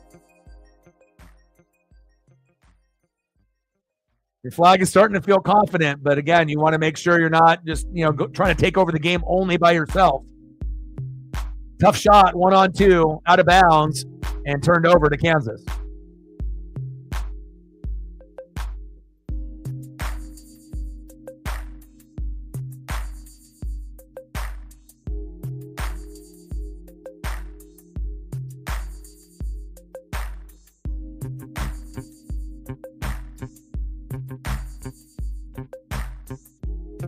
See if they run a little pick and roll. Floater. Corner three. Good defense here by Duke. Kansas up by one. Pick and roll. Corner three. In and out. No good. Proctor with the defensive rebound. Less than 5 minutes to go. Flagg. Proctor. Pick and roll. And Proctor has been making the threes here today for Duke. Go to Flagg. Proctor for three. In and out. No good. Good board there by Kansas. Badunga with the defensive rebound. Less than 4 minutes to go. Jayhawks up by one. In this number 1 versus number 11 matchup, Duke was favored by 4.5 by the Vegas line, which was kind of crazy since they're 10 positions lower in the rankings. I don't think I've seen that in a while.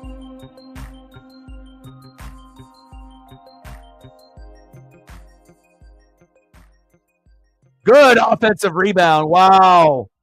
Unbelievable. Griffin with the layup, assisted by Zeke Mayo. 70-67, Kansas. You got to rebound. You got to rebound, Duke. Chance for a three-point play. Woo.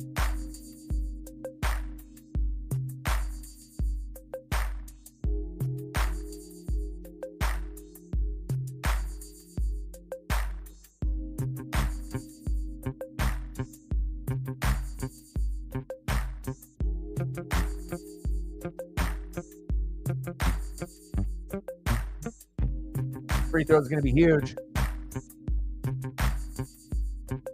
Don't be Draymond Green. Hunter. Unfortunate that he lost his cool. We'll see if that ends up making the difference or not. Kansas still has enough talent to win without him, obviously. We'll see if Cooper Flagg can make it happen. Can you be the man? Got pretty splashy dunks here today. He didn't really have any when we did the Kentucky matchup in Duke about a week and a half ago. So nice to see that part of his game come out here tonight. Blake Snell signed with the Dodgers. Ooh-wee. Now we'll see if they get Sasaki or if he ends up going to the Padres, the next Dodger pitcher phenom. Dodgers would be the best fit, but Padres would be a fit too. I'm just not sure a Japanese player would go to the Padres when you got two of your friends that are on the Dodgers already, and Shohei Ohtani and obviously Yoshinobu. So.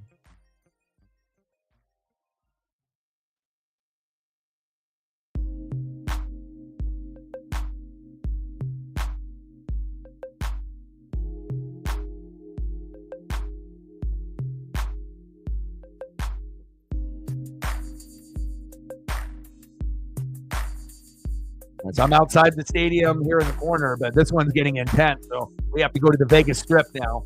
We're switching in the middle of the stream. Where are we? We're switching. Boom. Vegas.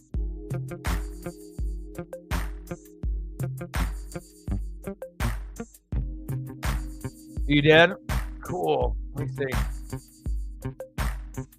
All right, from Passan, Snell to the Dodgers, 5-year, $182 million, but it's pending a physical, though. Will he pass the physical? That's the real question. World Series champions get the 2-time Cy Young winner in the first 9-figure deal of the winner. Wow. We'll see if he passes the physical.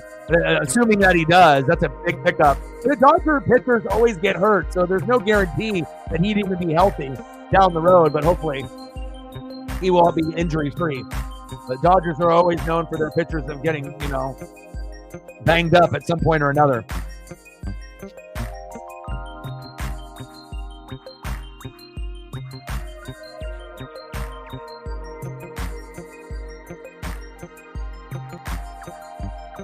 All right, we got Kansas up by 3. Could come down to the wire. We got a kick to the head and ejection by Kansas's best player. And Cooper Flagg held to only 2 points in the first half and has had some pretty monster poster dunks here in the second. But it's going to come down to Duke's defense. And again, it's got to be a calculated 3-point attempts. The rest of the way have to be very cautious, And again, I don't know who I would want to be shooting the 3 other than Proctor maybe this game. But slowing the game down will be in Duke's favor. We'll see if they do that or not. Free throw is good. Now you're down by 4. Oh, Malak with the dunk, assisted by Kneppel. Nice job, Shire.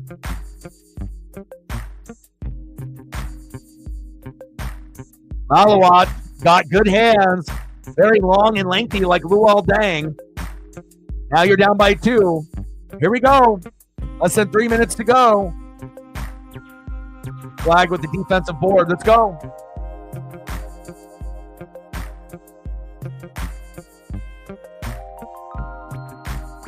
It's board by Flag. Here we go.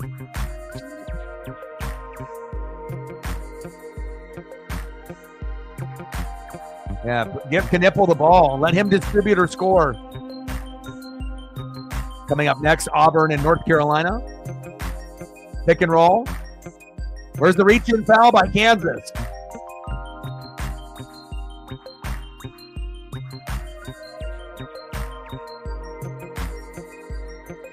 There we go. Cooper Flagg with the made.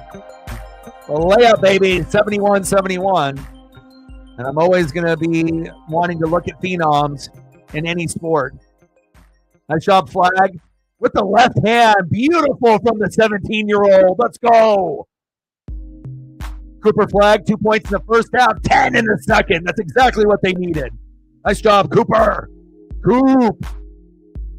Mayo with the jumper, assisted by DeJuan Harris Jr. 73-71, Jayhawks. This one's going to come down to whoever has the ball last. Feels like it. Now it's the same thing with Duke and Kentucky in the matchup that we did earlier. Good closeout. Knocks him out. Floater. Oh, my God. How did they get that to go in?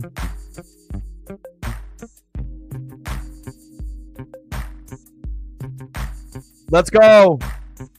Kansas up by 2. Less than 1:30 to go. Cooper Flagg, top of the key. Fouled. No call. And then there's the call. Okay, I was going to say, he got bumped on the hip there. Foul on KJ Adams Jr.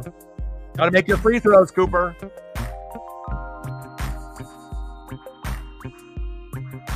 We've had some coaching changes, obviously, for the Mariners. I sent that information to reflect in Justin.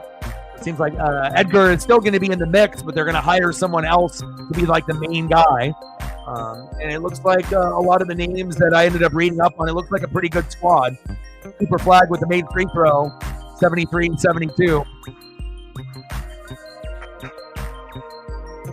Got to make both, though, man, not just one.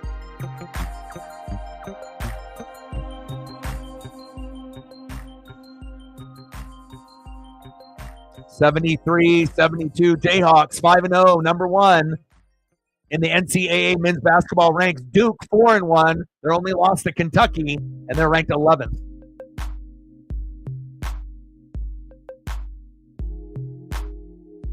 Kansas won the first half, and it's dead even here in the second.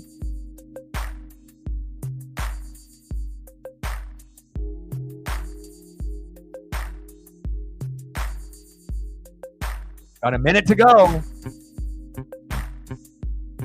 Top of the key. Front rim, no good. Offensive rebound by Kansas. Floater, no good. Another offensive rebound out on Kansas. Oh! That's got to be Duke ball. They said Kansas, but that was a deflection. They got to review that. I think they got a Kneppel nose. All right, take care. And I'll be live again, not tomorrow, but Thursday at 5 p.m. Pacific, Thanksgiving evening for the Packers and Dolphins.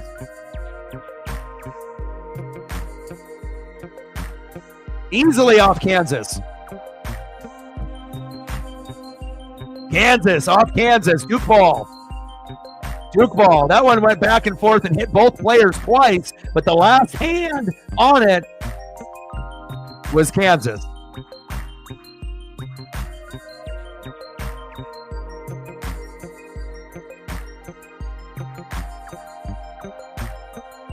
It is indisputable.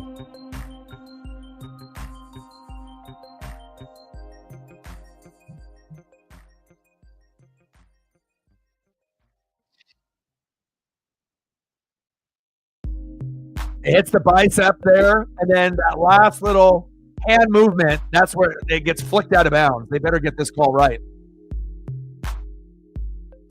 And I can't wait for Thanksgiving. I am just dreaming of mashed potatoes and gravy and turkey, ham if it's there, rolls, pie, apple, cherry, pumpkin, Cool Whip, whatever.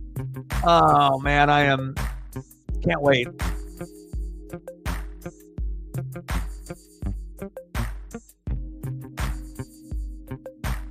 It's very clear. It's Kansas is the one that touched the ball last, and the call needs to be reversed. Duke basketball. Brett in the building. Have you ate your Chinese food yet? Is it in your belly? Are you feeling a little bit better after all the stress of your son today?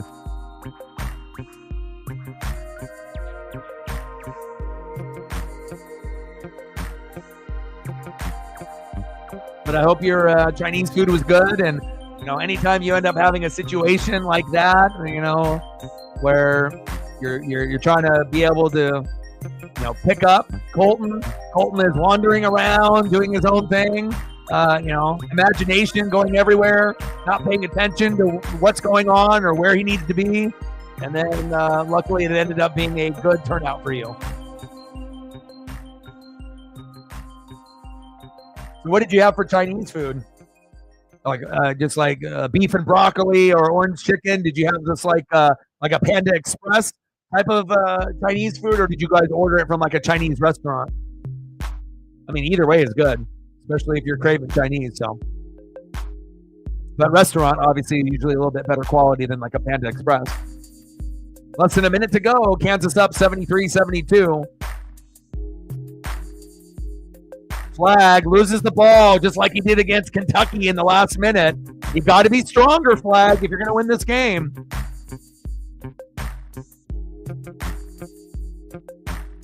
Yeah, seriously, how does he get left outside all alone? And like no one's looking for him, no one realizes that he's missing. He's just sitting out there playing in the mud, living his best life. Imagination is going everywhere.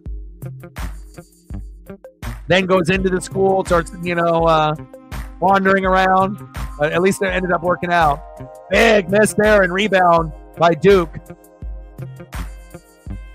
And we got a timeout called. Duke down by 1 with 14 seconds to go. Sweet and the sour chicken. Sounds delicious. Send me some.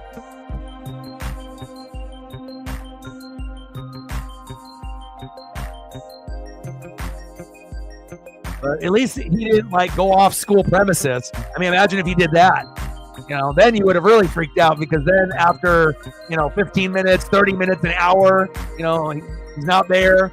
So at least he didn't just go to the store or go to the mall or go with friends off of school premises. So at least it was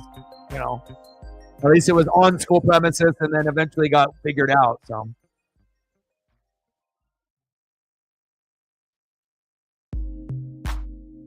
Oh, wow.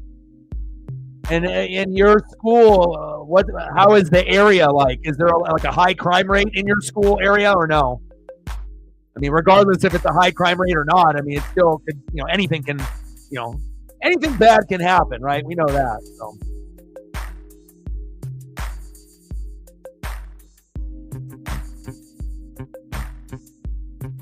What was his excuse? He's like, Mom, I was playing in the mud. What do you mean? I was having a mud battle. All right, Duke, here's your opportunity to win this game. 14 seconds left before this game ends. You're down by 1, and it has to be Knepel, Flag, or Proctor that takes the shot. You're on the border.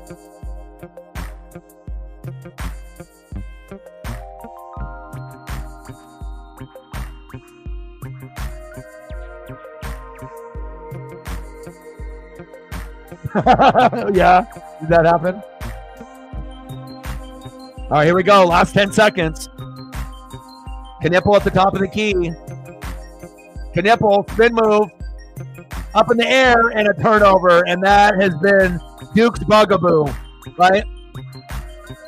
Duke has this problem with these young players where they do these spin moves, and they end up having critical turnovers at the end of the game. And exactly the same way that Duke lost to Kentucky, they're about to lose to Kansas the same way. If you're going to do a spin move and jump in the air, you can't get caught in the air. You have to go up and shoot it and make a decision.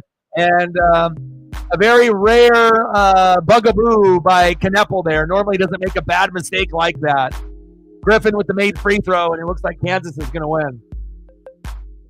Again, and that's going to be something that Duke is going to have to learn with Flag and Knepel, because that's two of the best players, but they're both freshmen and inexperienced, and they have to be better at turning over the ball in the last minute of the game. They'll learn. They'll get better, but it definitely hurts to watch.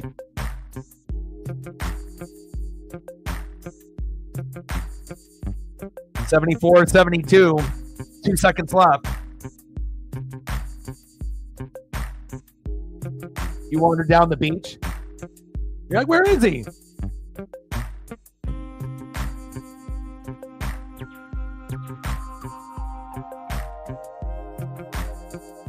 Well, I'm just happy that he's safe and you're in good spirits now, and you had some food, and hopefully things will be a little bit better. Free throw made by Griffin. Now you're up by 3. Now you need a miracle to tie, and I'm not sure if you're going to get it, but if you are going to shoot this, you want Proctor to shoot.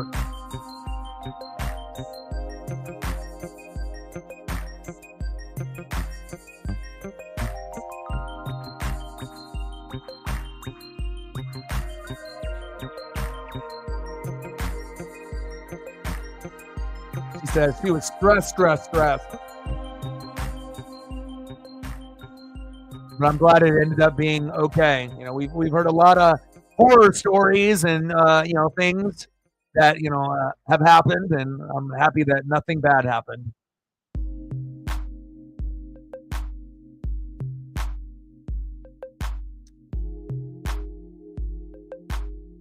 (75-72), Kansas.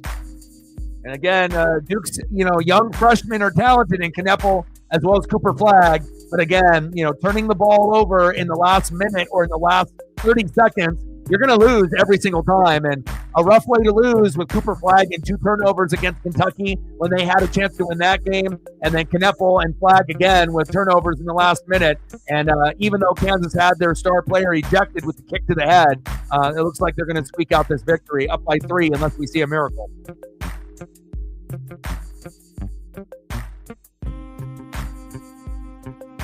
Oh yeah, I would be freaking out just like you did. 100%.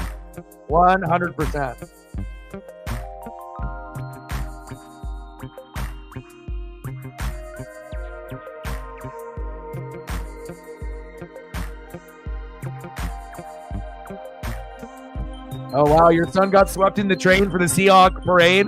And it was wild up there. I mean, every parade is crazy. All right, here we go. Full court, like a Christian Leitner type of thing here. A nipple, and then a timeout. That was a good call right there. So they didn't even have to shoot it. They just get it into the front court, call timeout immediately, and then now you can actually draw up a play. That's brilliant coaching there by Duke. Instead of just, throwing it in and then just taking your chances, because you probably won't even have the right guy that catches that ball that you want to shoot the three.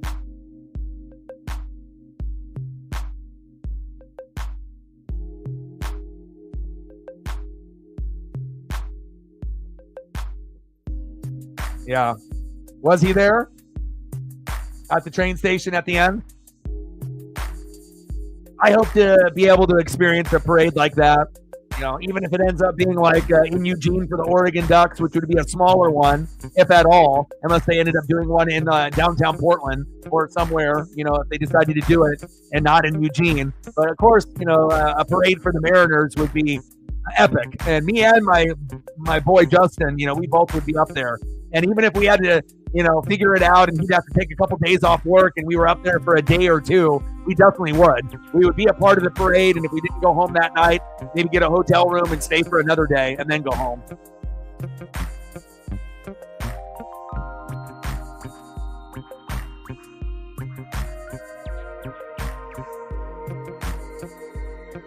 All right, here we go.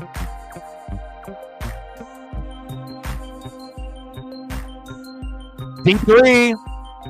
Off the glass, no good. And that is the final. 75-72, Kansas. Wow, what a game.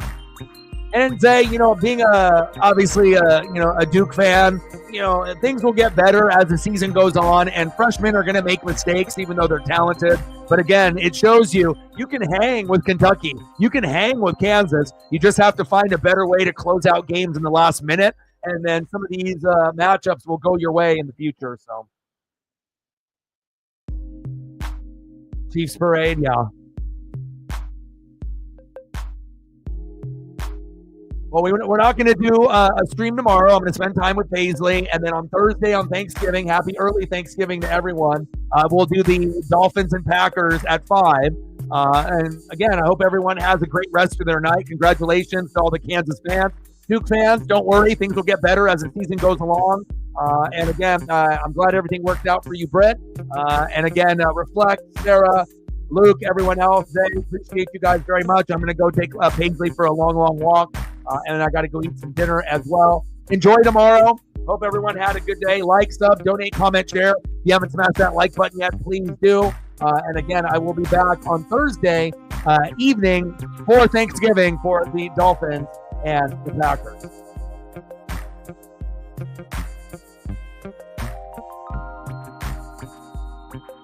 No problem, man. I hope you appreciate it. I love you guys, and I appreciate you guys very, very much. And I got one question for you. Who talk sports like us? Your boy Ryan, Northwest Sports Fanatics. Final score, Kansas 75, Duke 72, and I'm out. Okay.